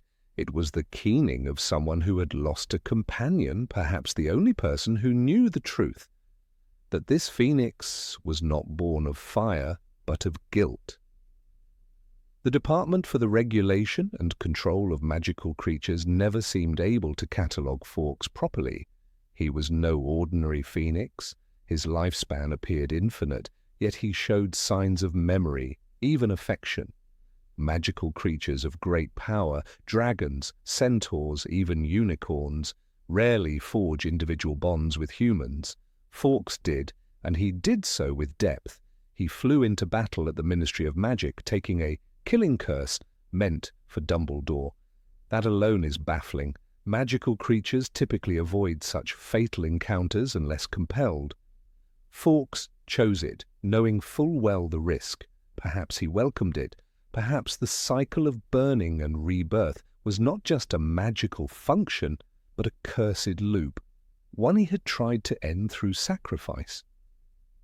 Some believe that Fawkes might have been a dark wizard once, not merely a practitioner of dark magic, but someone who crossed lines that left permanent scars on his soul. In an age long forgotten, when duels were fought with cruelty and wizards carved their names into history with blood, could this man have committed acts so vile that no punishment seemed enough? Azkaban didn't exist forever. There were times when magical justice took forms that bordered on myth. Could it be that this man, racked by guilt, pleaded with higher magic, or with death itself, to let him atone in another form? And what better form for repentance than that of a phoenix, the eternal emblem of renewal through suffering? Dumbledore, who was said to have secrets darker than most dared imagine, might have known. In fact, he might have been the only one to understand the true origin of Fawkes. Dumbledore's own fascination with life after death, with redemption, and with the power of second chances makes him the perfect companion for such a cursed soul. He would not judge the past, he would nurture the transformation. And in return, Fawkes became his guardian, his final line of defense, his silent confessor. There is a peculiar passage in Harry Potter and the Order of the Phoenix when Dumbledore says, "You may perhaps have wondered why I never chose to become Minister for Magic. It was because I knew I was not to be trusted with power." Dumbledore understood what it meant to be tempted, to fall, and to live in the shadow of past mistakes.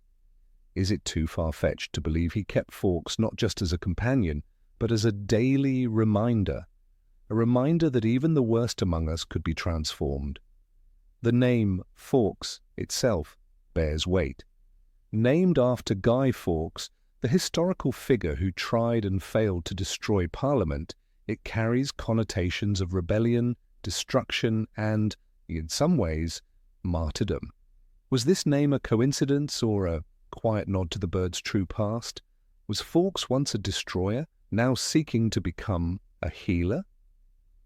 The way Fawkes sang in moments of despair is another key.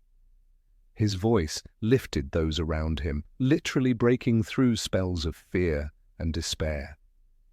Phoenix song was known to increase the courage of the pure-hearted, but it always carried an undertone of sorrow, as if the music itself carried memories.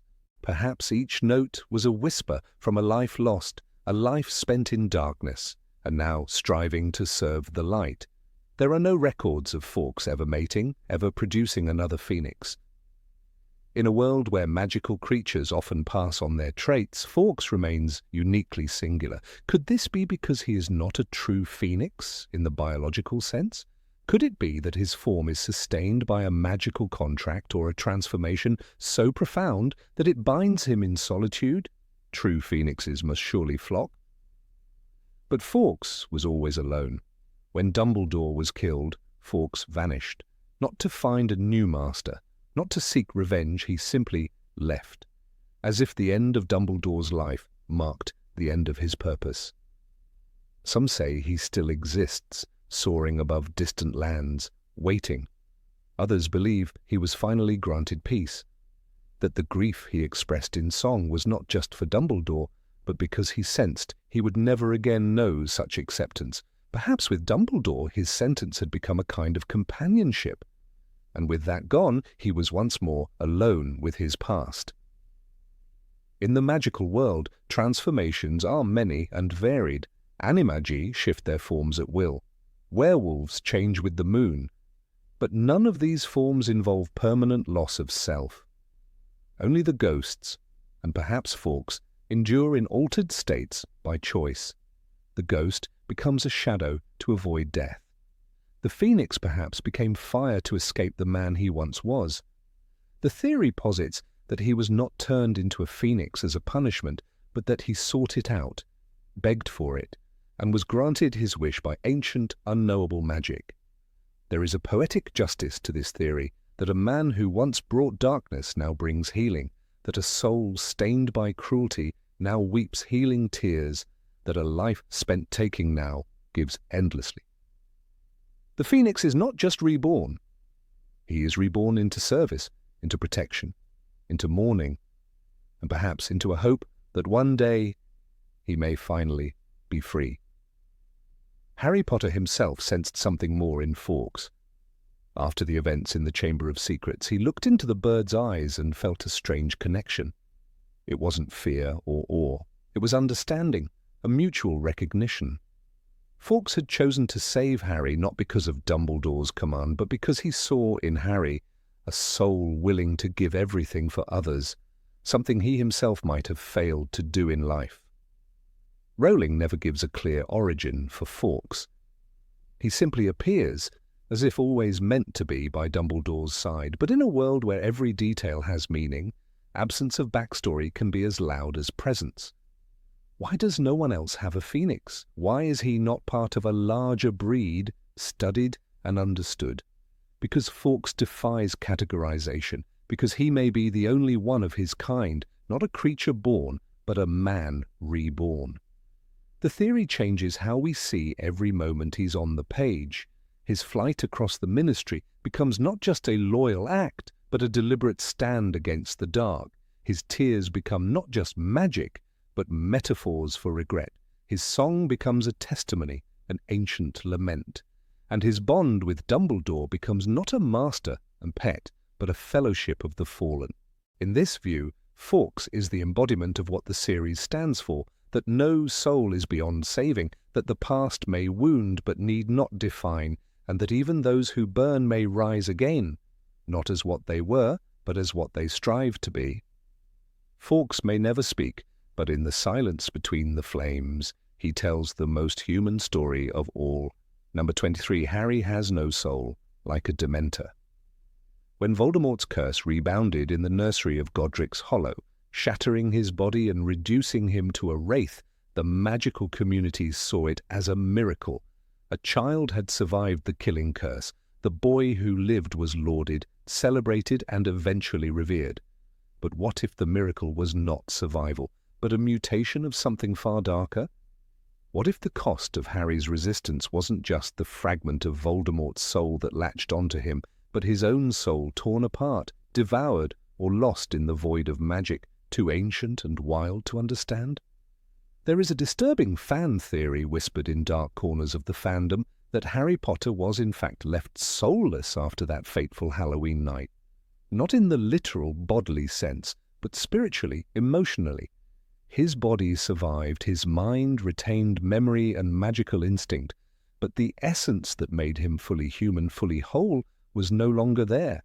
According to this theory, Harry is a shell, an echo of a person carrying fragments of memory and instinct, but lacking the core that anchors emotions, identity, and peace, like a Dementor. The Dementors are creatures known for their insatiable hunger for souls. They do not kill in the conventional sense. They strip a person of their soul, leaving them alive, breathing, but forever empty. Lupin described the result as a fate worse than death. It is striking that the presence of Dementors affects Harry more than any other character in the series. While most feel cold or despair in their presence, Harry faints. He hears screams. He relives his worst moments. But is it just trauma or something more primal? Is it resonance? A key scene in The Prisoner of Azkaban solidifies this. During Harry's first train ride with a Dementor aboard, he collapses. Ron and Hermione feel scared, but Harry crumbles into unconsciousness, hearing his mother's voice for the first time in his life. This isn't just a fear reaction, it's a psychic implosion. Dementors, beings who feed on souls, react to Harry like he's something familiar, either a kindred spirit or something more haunting. Do they see in him a fellow void? The theory goes further. It claims that Harry's soul was not merely damaged, it was annihilated. The killing curse is not designed to spare or wound. It destroys. The only known case where it failed was Harry's. And even then, it's not that it bounced off. It interacted with the sacrificial magic of Lily Potter. That collision created something new, something neither alive nor dead, neither cursed nor free. Voldemort's fragment found a home in that emptiness, but what of the host? Those who support this theory point to the coldness within Harry. Despite his deep friendships and occasional emotional outbursts, Harry often displays a quiet, unnerving detachment. He is drawn to dark artifacts like the cursed diary in Chamber of Secrets without fear. He speaks Parseltongue, not as a learned skill, but as a native tongue. In Goblet of Fire, he experiences Voldemort's dreams not as an outside observer, but from within, feeling pain, rage, and the thrill of hunting. He doesn't resist the connection, he leans into it. In Order of the Phoenix, Harry grows increasingly distant from his friends. His emotions become erratic, bordering on violent. He trashes Dumbledore's office, he isolates himself, he loses all sense of self-worth. While trauma explains much, the consistency of this detachment, and the way Voldemort's emotions bleed into his own, suggests something fundamentally altered in Harry's core, not simply a mental link, but a spiritual overlap. Consider this. In Half-Blood Prince, Dumbledore explains that Voldemort created Horcruxes to anchor himself in the mortal world, but Harry was never meant to be one. The fragment that clung to him did so by accident. Dumbledore says, "No, you were the Horcrux he never meant to make." But why was Harry the only vessel strong enough to contain such a piece? Why didn't it consume him, twist him into a dark creature like Quirrell? Unless he had room for it, an emptiness where a soul once lived. The Dementor's kiss removes the soul, leaving behind a hollow body that continues to exist, but can never feel joy, remorse, or love. Now think of Harry's most defining trait, his struggle to feel peace. Even in his happiest moments, he is plagued by nightmares, visions, and guilt. He cannot perform a Patronus without summoning the memory of flying on a broom, not the warmth of family or friendship. His deepest, most comforting memory is tied to movement, to sensation, not love, as if love is something he only understands intellectually. In Deathly Hallows, Harry willingly walks into the Forbidden Forest to die. It is often read as a heroic act, but it can also be interpreted as a sign of emptiness. He shows no panic, no last-minute fear. He doesn't hesitate. His calmness is eerie, like someone who has been waiting for death, not fearing it. It aligns with the theory. A being without a soul would not cling to life as desperately as a full human would. He accepts the end because perhaps he was never fully alive. Another compelling clue lies in the way others respond to Harry. Throughout the books, characters frequently comment on how strange he feels. Dobby, the house elf, is afraid of him at first. Luna, someone deeply intuitive, never treats him like a normal person. She seems to recognize an aura of otherness around him. Even animals like thestrals are immediately visible to him. His connection to death is not merely thematic, it is innate. Let's return to Order of the Phoenix. When Harry is possessed by Voldemort in the Department of Mysteries, Dumbledore later says that Voldemort fled because he couldn't bear the purity of Harry's heart. But in the actual moment, what does Harry feel? Cold, emptiness. Let the pain stop, he thinks. Let him kill me. It's not love that drives Voldemort out. It's Harry's surrender, his emptiness. The fragment within Voldemort finds nothing to cling to. It is like looking into a mirror of hollowness. Even Harry's success with the Resurrection Stone speaks volumes. He sees the dead, not as ghosts, not as illusions, but as real presences. Yet, he shows no shock. No wonder he speaks with them as calmly as one might greet old friends in a dream. A living soul should tremble at such contact. But Harry's gaze is blank, accepting, as though he is halfway between the world of the living and the dead, and always has been. Snape's final words to Harry are haunting. Look at me. It is said he wants to see Lily's eyes, but perhaps there is more. Snape, a master of occlumency and soul-reading, may have seen through Harry's veneer.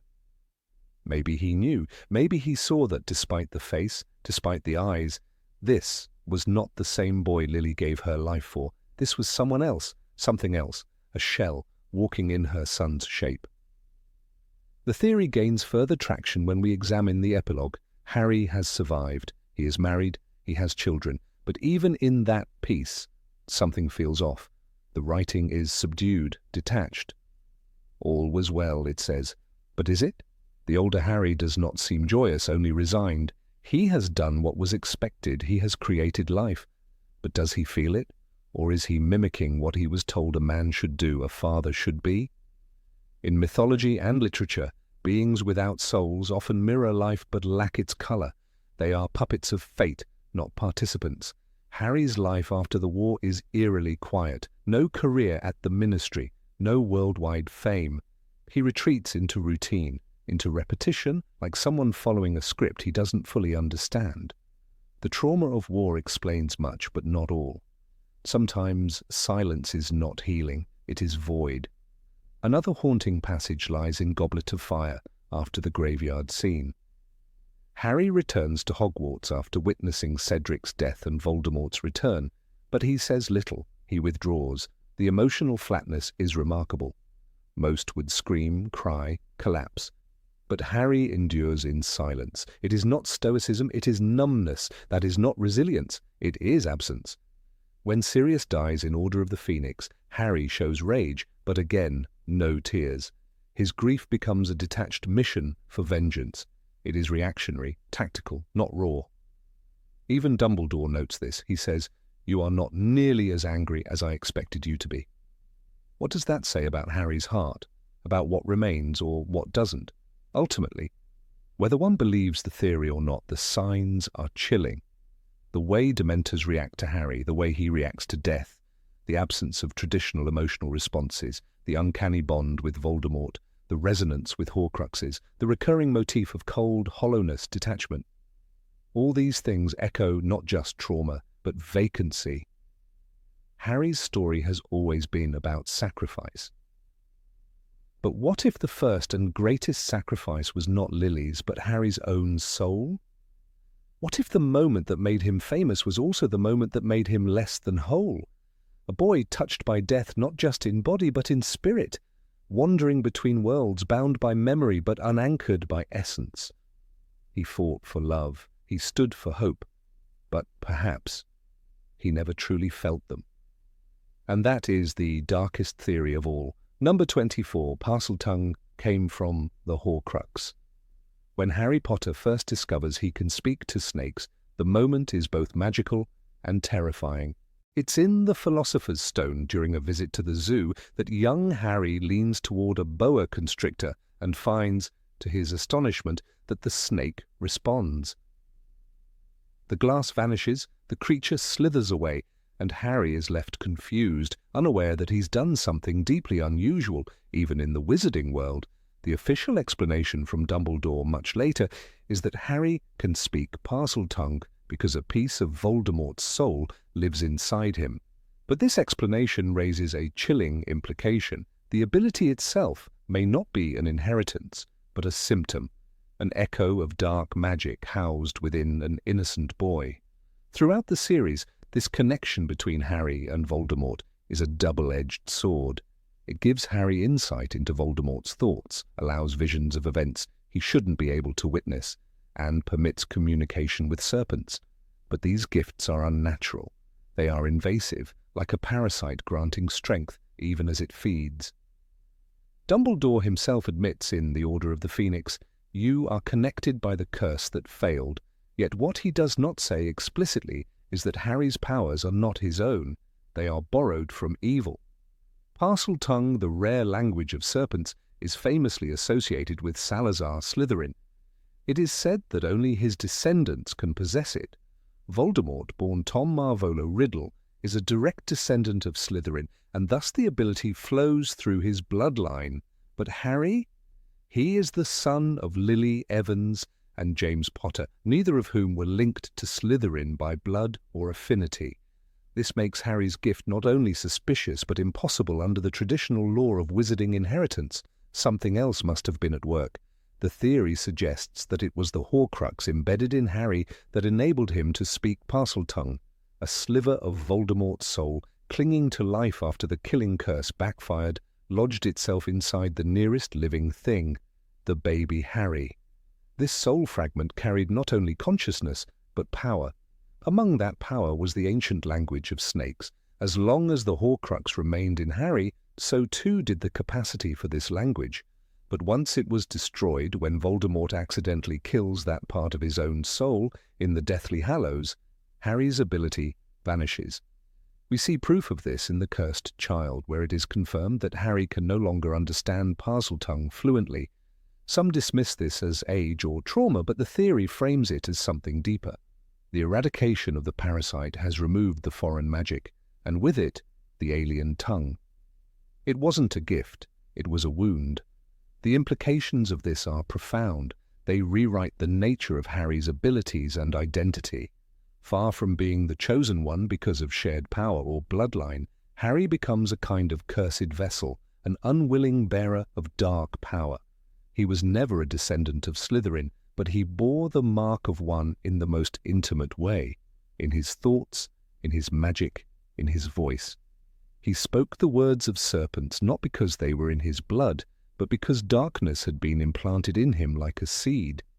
This also casts new light on Voldemort's own descent into evil. Horcruxes are meant to divide and preserve the soul, but they also corrupt the vessel.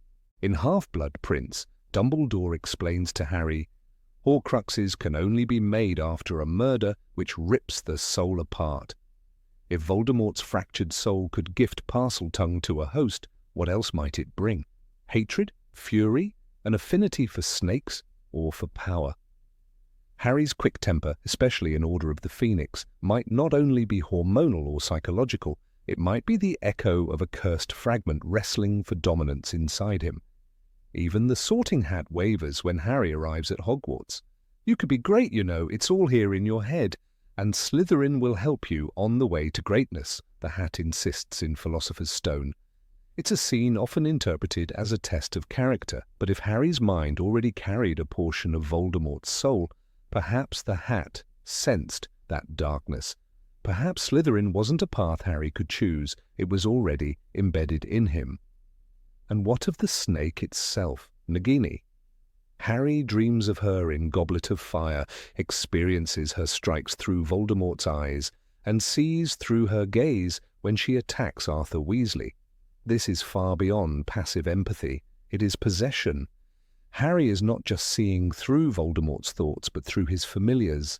Such magic, powerful and ancient, is not born of prophecy, it is born of dark rituals. The Horcrux is the bridge. This raises uncomfortable questions about free will. If part of Harry's thoughts and abilities was shaped by a fragment of Voldemort's soul, was he ever entirely himself? Was the boy who loved Quidditch and Bertie Bott's every flavour beans the same as the one who could speak to snakes and feel the thrill of a wand's power in battle? Perhaps he was always two souls in one body, a quiet war of influence waged beneath the surface. Fans who support this theory point to Chamber of Secrets, where Harry's Parseltongue saves him. When he speaks to the serpent at the dueling club, the room recoils. Even Ron is disturbed. "You were there," Harry protests. "You heard me." But Ron says, "You were speaking Parseltongue, Harry. You could have been saying anything." Already his friends begin to question what Harry is becoming. Already his power distances him from them. The fear that Harry might be the next Dark Lord haunts him throughout the series. This theory transforms that fear from psychological anxiety into magical reality. He was, for a time, the unintended heir to Voldemort, not by birth, but by soul. And when the Horcrux is finally destroyed, the victory is not just survival, it is a reclaiming of self. Only then does Harry become whole. Only then is he truly free of Slytherin's shadow. One must also consider the symbolism. Parseltongue, a language spoken by serpents, is associated throughout mythology with lies, deception, and forbidden knowledge. The serpent in the Garden of Eden whispers truths twisted into temptation. That Harry speaks the serpent's tongue aligns him, however subtly, with these archetypes. But once the Horcrux is destroyed, the tongue is silenced, the whispering ends. It's also significant that Harry himself never attempts to learn Parseltongue. It comes to him instinctively. He doesn't study it or practice it. It flows from him naturally, as if from a memory that isn't his. This is crucial to the theory. If it were a learnable skill, perhaps it could be explained by some subconscious talent. But instead it behaves like an imprint, something inherited not through blood, but through possession. This further separates Harry from Tom Riddle.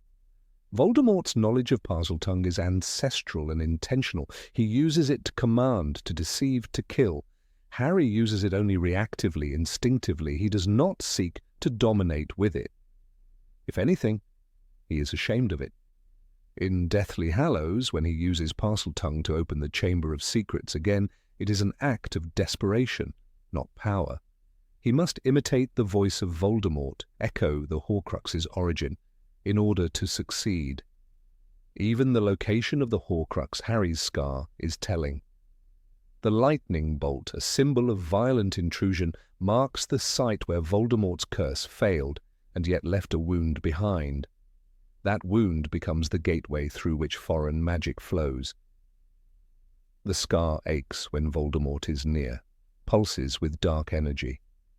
It is less a badge of survival than a visible fracture between two souls. The tragedy of this theory lies in its redefinition of heroism. Harry's journey was not just a battle against an external evil, but a cleansing of the internal one. He did not merely defeat Voldemort, he exorcised him. The Parseltongue was never a talent, it was a side effect, a dark gift that came with a cost. Every time Harry used it, he was borrowing the voice of the enemy. This makes Harry's sacrifice in the Forbidden Forest even more poignant. When he walks to his death, he is not just offering his life for others. He is delivering that final fragment of Voldemort's soul to be destroyed. The boy who spoke with snakes walks to meet death in silence, and when he returns, the silence remains. The language is gone. He is his own person now. The loss of Parseltongue is not a weakness, it is a liberation. For the first time since infancy, Harry is unbound. The darkness has been expelled. The language that once linked him to his enemy is no more. And in that absence, he finds something greater than power. He finds peace. This theory, though unofficial, gives Harry's story a haunting depth. It suggests that the greatest victory was not over Voldemort's army, nor even over death, but over the shadow within. The voice of the serpent is gone. The boy remains. Number 25. Lupin was never a real werewolf. In the dim corridors of Hogwarts, beneath the tapestry of secrets that wove together the magical world, one tale has lingered in hushed corners and forbidden conversations. A tale that dares to question one of the most tragic figures of the wizarding saga. Remus Lupin, beloved professor, loyal marauder, and tortured soul, has long been accepted as a werewolf, afflicted by a savage curse after a childhood encounter with Fenrir Greyback. But what if that bite wasn't what it seemed? What if the monstrous transformations, the monthly agony, the shame, were all rooted in something far more sinister, something that had nothing to do with lycanthropy at all? The theory that Lupin was never truly a werewolf, but rather a victim of a deeply manipulative spell or curse, may sound blasphemous to the canon. Yet it is built on a careful dissection of what we know, and more importantly, what we assume. From his earliest years, Remus believed he was bitten by Greyback, but that narrative came not from direct memory, but from others, notably his father, Lionel Lupin. Lyle, a noted expert on non-human spirits, had made enemies in the magical world, especially among dark creatures. He was said to have insulted Greyback in the department for the regulation and control of magical creatures, calling him evil, deserving nothing but death. Could Greyback's revenge have been something more insidious than a bite? Could he or someone else have used a powerful suggestion curse to implant the belief in Remus's mind that he was a monster? Transformation is key to the argument. In the books, Remus's transformations are often hinted at but rarely shown. Most notably, his full transformation is only witnessed by Harry and his friends during the events of Harry Potter and the Prisoner of Azkaban. In that pivotal scene, the full moon rises and Remus, having forgotten to take his wolfsbane potion, transforms. Yet even here, the moment is ambiguous. He groans in pain, falls to the ground, and when he rises, he is not the mindless predator we might expect from a true werewolf. Rather, he hesitates. He does not immediately attack. The book describes he was twisting and writhing, his face elongating, Hair was sprouting on his face and hands, and his robes were ripping as he transformed. But the transformation is partial, gradual. It feels less like an automatic curse and more like a struggle against something internal. This moment is often taken at face value. But what if we read between the lines? What if his pain was not physical transformation, but psychological torment? There is no confirmed instance in the series of Lupin actually attacking someone as a werewolf. In fact, he goes to extreme lengths to isolate himself during each full moon. An odd behavior if one had truly accepted their condition for decades. His secrecy, his shame, his near-paranoid caution suggests a man terrified not of hurting others, but of losing control over his own mind. This aligns with the behavior of someone who has been psychologically conditioned to believe he is dangerous, even when he may not be. Fan theorists have pointed to the wolfsbane potion as further proof. The potion, invented during Lupin's adulthood, is said to allow a werewolf to retain their human mind after transformation. Yet this assertion comes from Severus Snape, a man known for his bias and manipulation. What if wolfsbane is not a potion that calms the wolf, but a magical sedative designed to suppress psychological episodes caused by suggestion or hallucination? Lupin's calmness after taking the potion may not be evidence of physical transformation, but rather a mind that is no longer under attack by intrusive thoughts, possibly triggered by the full moon due to the implanted curse. The use of suggestion magic in the wizarding world is both ancient and rarely discussed. The Imperious Curse is the most well-known, allowing full control over another's actions. But there are subtler spells, ones designed to instill false memories, to evoke trauma responses at specific triggers. In Harry Potter and the Half-Blood Prince, Slughorn's tampered memory demonstrates that even powerful wizards can have their recollections altered. What if Remus was the victim of such a spell in his formative years? A spell cast by Greyback, or someone else with a vendetta against the Lupins?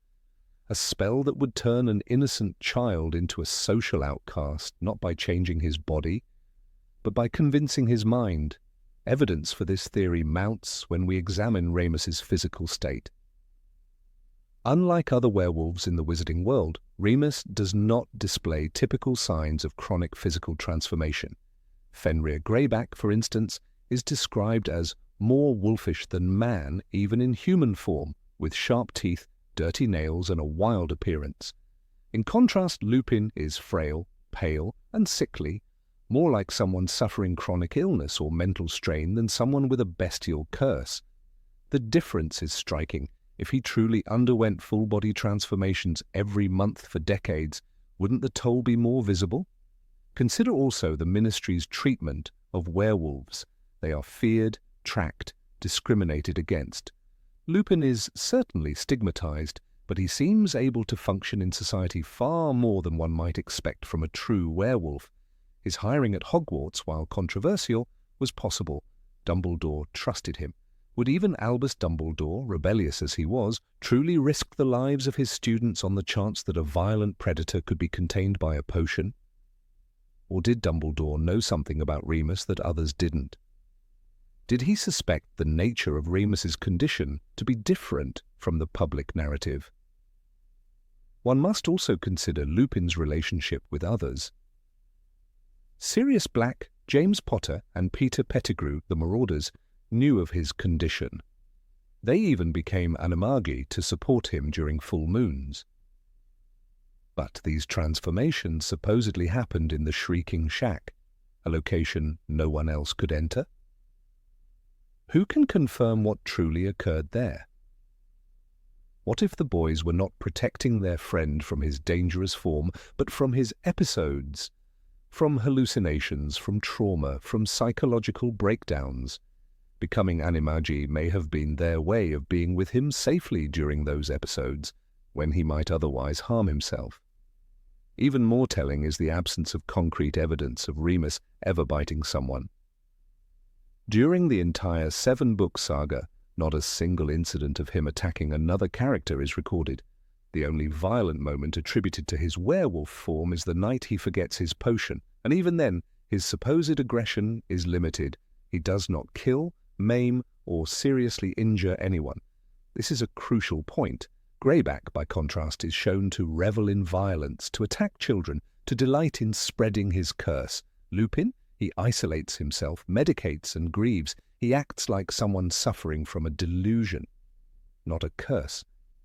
Let us not forget the magical symbolism of the full moon.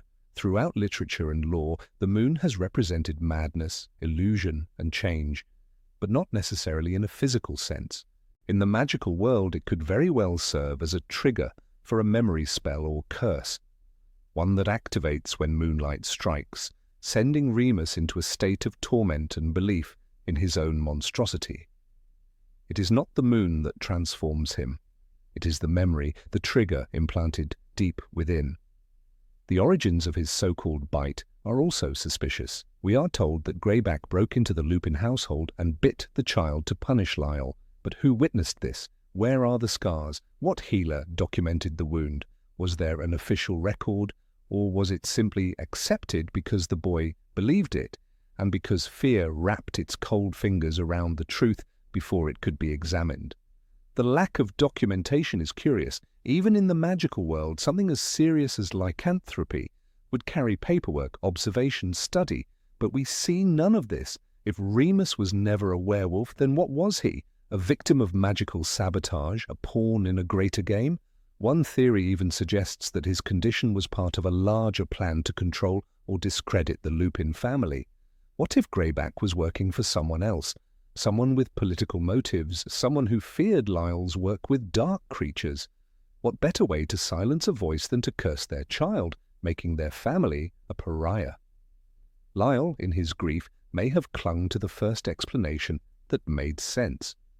And Remus, young and impressionable, may have internalized that identity until it became truth in his mind. The psychological toll is evident throughout the series. Lupin is deeply self-loathing. He avoids relationships, fears fatherhood, and apologizes constantly for his existence. This is not the behavior of someone cursed by an external force, but someone whose mind has been shaped by years of internalized shame and isolation. Even his relationship with Tonks is marked by guilt. "I am too old for you, too poor, too dangerous," he says. Dangerous? But based on what? On a belief implanted long ago?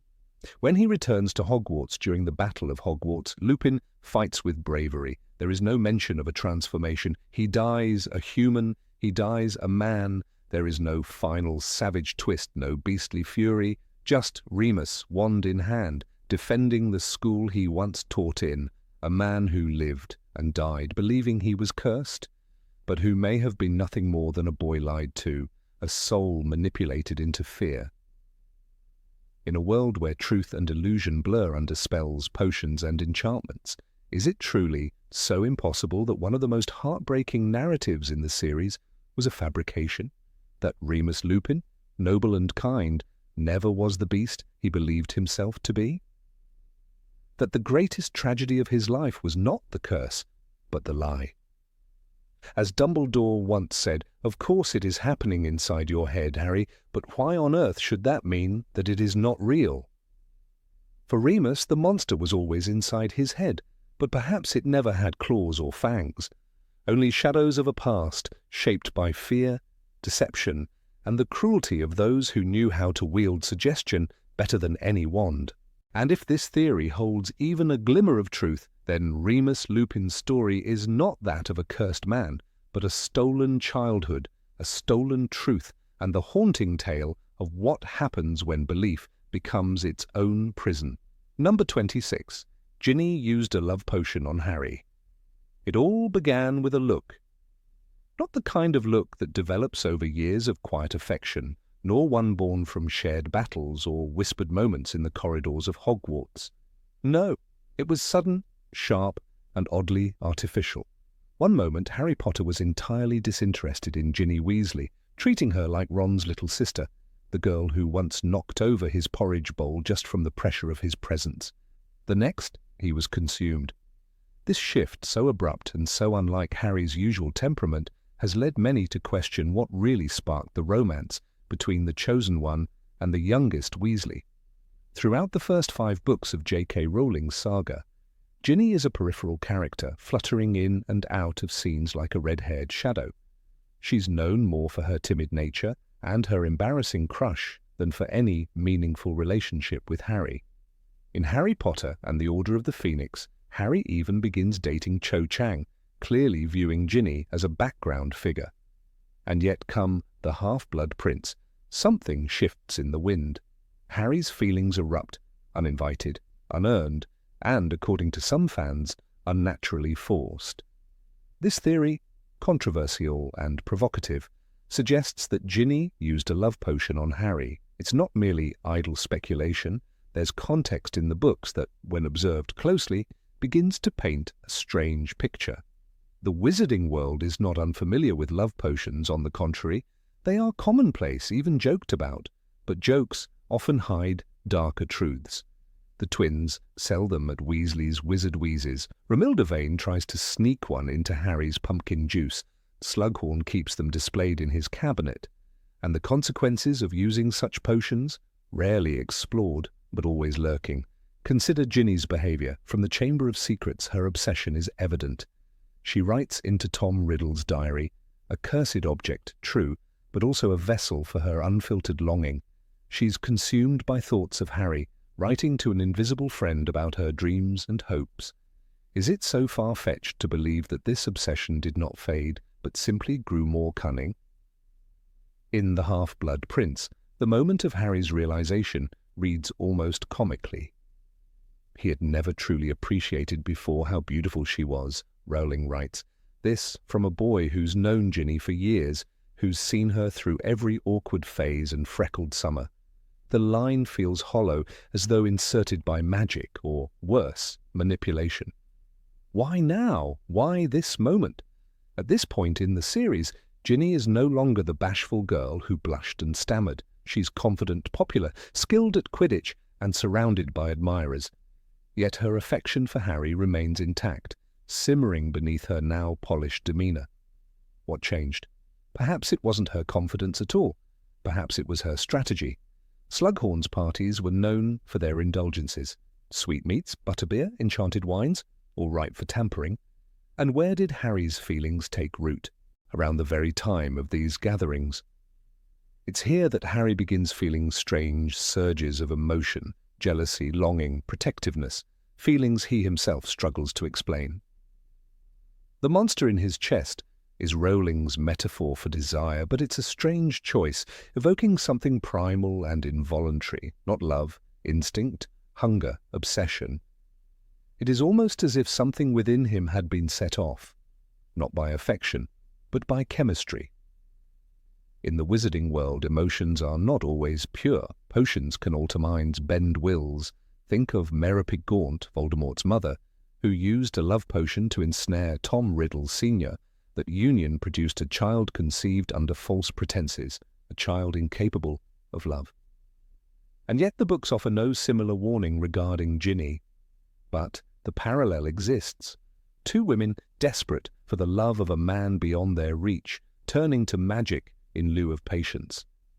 The most damning detail comes from Molly Weasley herself. According to fan speculation, it is believed that Molly once admitted, or at least strongly hinted, that she had used a love potion on Arthur.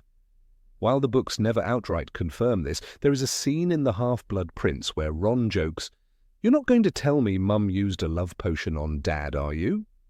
To which Hermione responds, "It's not entirely out of the question." The statement is brushed aside, yet the seed is planted.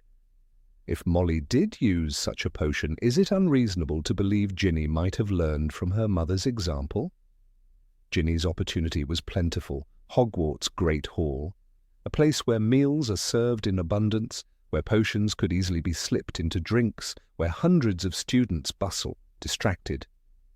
Romilda Vane's failed attempt to drug Harry in Half-Blood Prince is proof of this method's accessibility.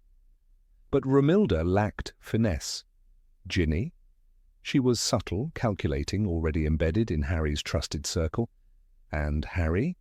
He never questions his change of heart, never wonders why, after so many years, Ginny is suddenly the center of his universe. His feelings hit him like a wave, leaving him unbalanced. He watches her with rapt attention, feeling irrational jealousy when she talks to Dean Thomas. He dreams of her, craves her presence. And then, almost as quickly, it ends, not with drama but with detachment. After Dumbledore's death, Harry breaks up with Ginny. His reason? To protect her. But the emotional investment seems oddly tepid. He does not ache for her as he did for Sirius or even for Cho. Their reunion in Deathly Hallows is sparse, almost mechanical. In fact, Ginny barely appears. While Ron and Hermione fight beside Harry, Ginny is relegated to the background once again, only returning for a kiss in the epilogue, a symbolic closure that feels more like obligation than romance. The passion that burned in Half-Blood Prince is gone. Was it ever real? If Ginny had used a love potion, the effects would have naturally faded once the dosage stopped. Love potions in the wizarding world are not permanent. Their influence must be maintained. Romilda's chocolates were meant to reach Harry quickly. Slughorn's collection included Amortentia, the most powerful love potion known. The fact that Harry's feelings dulled after distancing himself from Ginny during the Horcrux hunt adds fuel to the theory. Perhaps deprived of contact, his heart returned to its natural state. Moreover, Ginny's own behavior after Harry leaves is subdued. She does not pursue him. She sends no letters, makes no grand declarations. If this were a love forged in battle and loyalty, would she not fight for him? Would she not defy him as Lily did James, refusing to be left behind? Instead, she fades into the narrative, waiting passively for his return. It is important to note that Ginny's character, while brave and independent in other regards, is written inconsistently in her relationship with Harry. There is little depth, little development. The readers are told that Harry loves her, but are rarely shown why. Their shared moments are brief, lacking the emotional build-up present in other romances. No defining scene cements their bond, no revelation, no vulnerability. Just a sudden flame, and then ashes. Critics of this theory argue that Ginny simply matured, and Harry saw her in a new light. They cite her Quidditch skills, her wit, her fire. But attraction, especially one that overrides years of indifference, is rarely so clean. The timing, the circumstances, the unnatural fervour all point to something more than teenage hormones. The theory doesn't propose that Ginny is evil. On the contrary, it paints her as a girl who, like many, yearned to be seen, and finding herself invisible, reached for the only tool within her grasp. In a world where love can be bottled, temptation is strong. If a desperate 11-year-old could open her soul to a diary, why couldn't a determined 16-year-old stir a potion? Whether or not Rowling intended it, the text leaves cracks, just wide enough for theories to grow. And grow they have. Entire forums are dedicated to dissecting Ginny's arc, comparing her to characters like Merope, analysing the nature of consent under magical influence. Because love, when manipulated, becomes something else, something hollow. Perhaps the most unsettling element is that the story never questions it. Harry never wonders, Ginny never confesses. Their love, though canon, is shrouded in mystery, and in fiction, as in life, the unexplained is often the most haunting. In the end, fans must ask themselves, was Harry's heart truly his own? Or was it, for a brief moment, stirred in a teacup, bottled in a vial, and poured carefully into his morning pumpkin juice? Number 27. Albus Severus Potter will become the next Dark Lord. Albus Severus Potter was born under the long shadow of greatness. With a name stitched together from two of the most complex and controversial figures in wizarding history, he carried a weight no child should bear. Albus Dumbledore, the architect of plans within plans, a man whose brilliance was only rivaled by his secrets. Severus Snape, a Slytherin who lived a double life of such intensity that his truth was known only after his death. It was not a name, but a prophecy in disguise. From the very first moment readers glimpsed Albus at King's Cross Station, in the epilogue of the Deathly Hallows, something felt different about him. His hesitations, his questions, the shadow of Slytherin House looming over his future, these were not just the fears of a nervous child. They were narrative cues, gentle whispers that the boy was not destined for a simple life. "You're named after 2 headmasters of Hogwarts. One of them was a Slytherin, and he was probably the bravest man I ever knew," Harry told him. That sentence, seemingly a gesture of reassurance, is viewed by some fans as foreshadowing. Bravery and Slytherin rarely walk hand in hand, unless something radical is about to unfold. To understand the theory that Albus Severus Potter will become the next Dark Lord, one must peel back layers of legacy, bloodlines, and the strange duality of power. This theory doesn't suggest he'll mirror Voldemort's style, no army of Death Eaters, no crude Horcruxes, but that he'll take a more refined, manipulative approach to supremacy. Albus might not rule by fear, but through influence, charisma, and a disturbing understanding of both the light and the dark. He wouldn't need to kill. He'd simply convince others that his vision was worth following. The most telling clues lie in the symbolism surrounding him. His name is a dichotomy, Albus for light, Severus for shadow. He is a child born after war, into peace, but from a family forged in conflict. He is a Potter, but burdened with the legacy of Slytherins. His very birth marks the collision of opposites, an echo of Dumbledore's youth, when ambition flirted with revolution. When Albus Dumbledore walked the cliff's edge beside Gellert Grindelwald, they dreamt of reshaping the world for the greater good. What if Albus Severus, growing up in a world that still whispers of pure-blood superiority, chooses his own version of that dream? In The Cursed Child, though not canon for all fans, there are unsettling developments. Albus Severus is portrayed as an angry, isolated boy who feels rejected by his family, misunderstood by the world, and burdened by his name. "I didn't choose to be his son," he confesses. "I didn't choose to be me." Such words don't come from a place of confidence, but of rupture. The seeds of resentment are planted early, and history tells us that resentment is fertile ground for darkness. He befriends Scorpius Malfoy, a boy rumoured to be the son of Voldemort himself. Though the rumours are false, the connection is telling. The 2 boys form a bond of shared pain, both sons of infamous fathers. But while Scorpius longs to escape the shadow of Voldemort, Albus seems to lean into it. He isn't afraid of darkness, he's curious about it. When he and Scorpius use a time-turner to try and save Cedric Diggory, the consequences are catastrophic. They fracture time, twist the present, and create a dystopian world where Voldemort has won. The terrifying part: Albus is willing to cross those boundaries. He plays with time, with death, with history. Even more disturbing is the vision of an alternate timeline where Albus never befriends Scorpius. In that timeline, his loneliness hardens into something dangerous. He stands apart, more withdrawn, more secretive. These glimpses of potential futures feel like warnings, not just to the characters but to the readers. The series has always hinted that evil doesn't always wear the same face. Voldemort was terror and blood.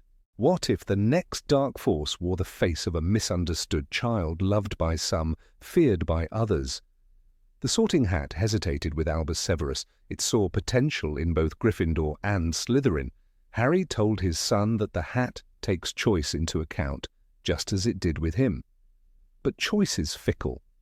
Albus chose Gryffindor, or did he choose against Slytherin because he feared it? Such a decision, born from fear rather than conviction, might one day unravel. If he grows to see Slytherin traits as powerful, not shameful, he may reclaim the path he rejected at 11.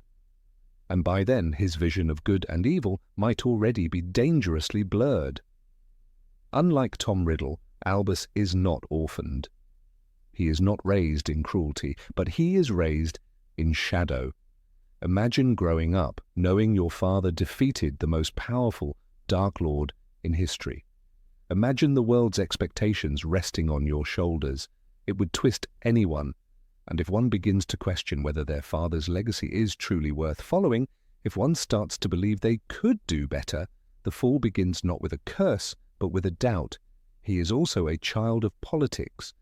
His godfather, Neville Longbottom, is the herbology professor at Hogwarts. His namesakes were both headmasters. His father works in the ministry. Albus is surrounded by power. He sees how it functions. He watches it disappoint. He sees bureaucracy fail to prevent injustice, sees the scars of old wars still bleeding into the new world. If Albus seeks control, it won't be through brute force, but by mastering the very system that failed to change after Voldemort's fall. It is chilling to consider that Albus might not need a dark mark. He wouldn't need to make Horcruxes. He might simply rewrite laws, reshape institutions, win elections, and build alliances. He could rise not as a monster, but as a leader. And isn't that more frightening? A tyrant in a suit is harder to defeat than one in a cloak. The next Dark Lord, some theorists argue, will not look like Voldemort. He will look like salvation. In the original series, power was always a temptation. Dumbledore feared it, Voldemort embraced it, Harry rejected it. But what if Albus Severus decides to perfect it, to use power not out of fear or anger, but out of a belief that he can fix the world? A villain who believes they are saving the world is far more dangerous than one who merely wishes to conquer it. He is uniquely positioned to do so. His lineage gives him influence. His intellect, if anything like his namesakes, will be formidable. His empathy, as shown in moments with Scorpius, suggests he understands people. And empathy, when twisted, can become control. To manipulate people, one must first understand them. Albus, with a foot in every world, Gryffindor and Slytherin, Potter and Malfoy, light and dark, is the perfect hybrid. Even his appearance, described as pale, dark-haired and serious, recalls both Snape and a young Tom Riddle. These are visual breadcrumbs, artistic echoes placed by the creators to suggest history may not repeat, but it certainly rhymes. Rowling herself hinted in interviews that the next generation would face different kinds of darkness, perhaps not a war of wands, but a war of words and laws. Consider the scene in The Cursed Child where Delphi, a self-proclaimed daughter of Voldemort, seeks to rewrite history. Albus and Scorpius are pulled into her orbit partly because of curiosity, partly because of a desire to fix what the adults have broken. But that curiosity is a dangerous fuel. Albus steps close to the fire without fully understanding its heat. And fire, once touched, changes everything. He stands at a crossroads, as so many wizards have. The path ahead is not marked with skulls, but with questions. If the world remains broken, should he wait or act? If the ministry fails to protect, should he reform or replace it? If people still suffer, should he comfort them or lead them? These are not the thoughts of a child. They are the thoughts of a revolution, brewing quietly behind intelligent eyes. The wizarding world, in its post-war peace, is complacent. It believes Voldemort's fall brought lasting safety, but safety breeds blindness, and while the old generation rests, the new one grows in silence. A boy with a name like a riddle, a boy who walks between destinies, a boy who might not be chosen by prophecy, but who might choose himself. If he ever does fall, it will not be because he is evil, it will be because he is certain. Certain that he is right. Certain that the past must be restructured. Certain that love alone cannot heal the world. And that certainty, that unwavering belief in his own vision, would be the very thing that undoes him and everyone else. For now, he is just a boy. But in his silence, in his questions, and in the shadows cast by his ancestors, lies a possibility. A new kind of Dark Lord, not born in a storm of spells, but in the quiet between legacy and ambition. Albus Severus Potter, the name that could change everything,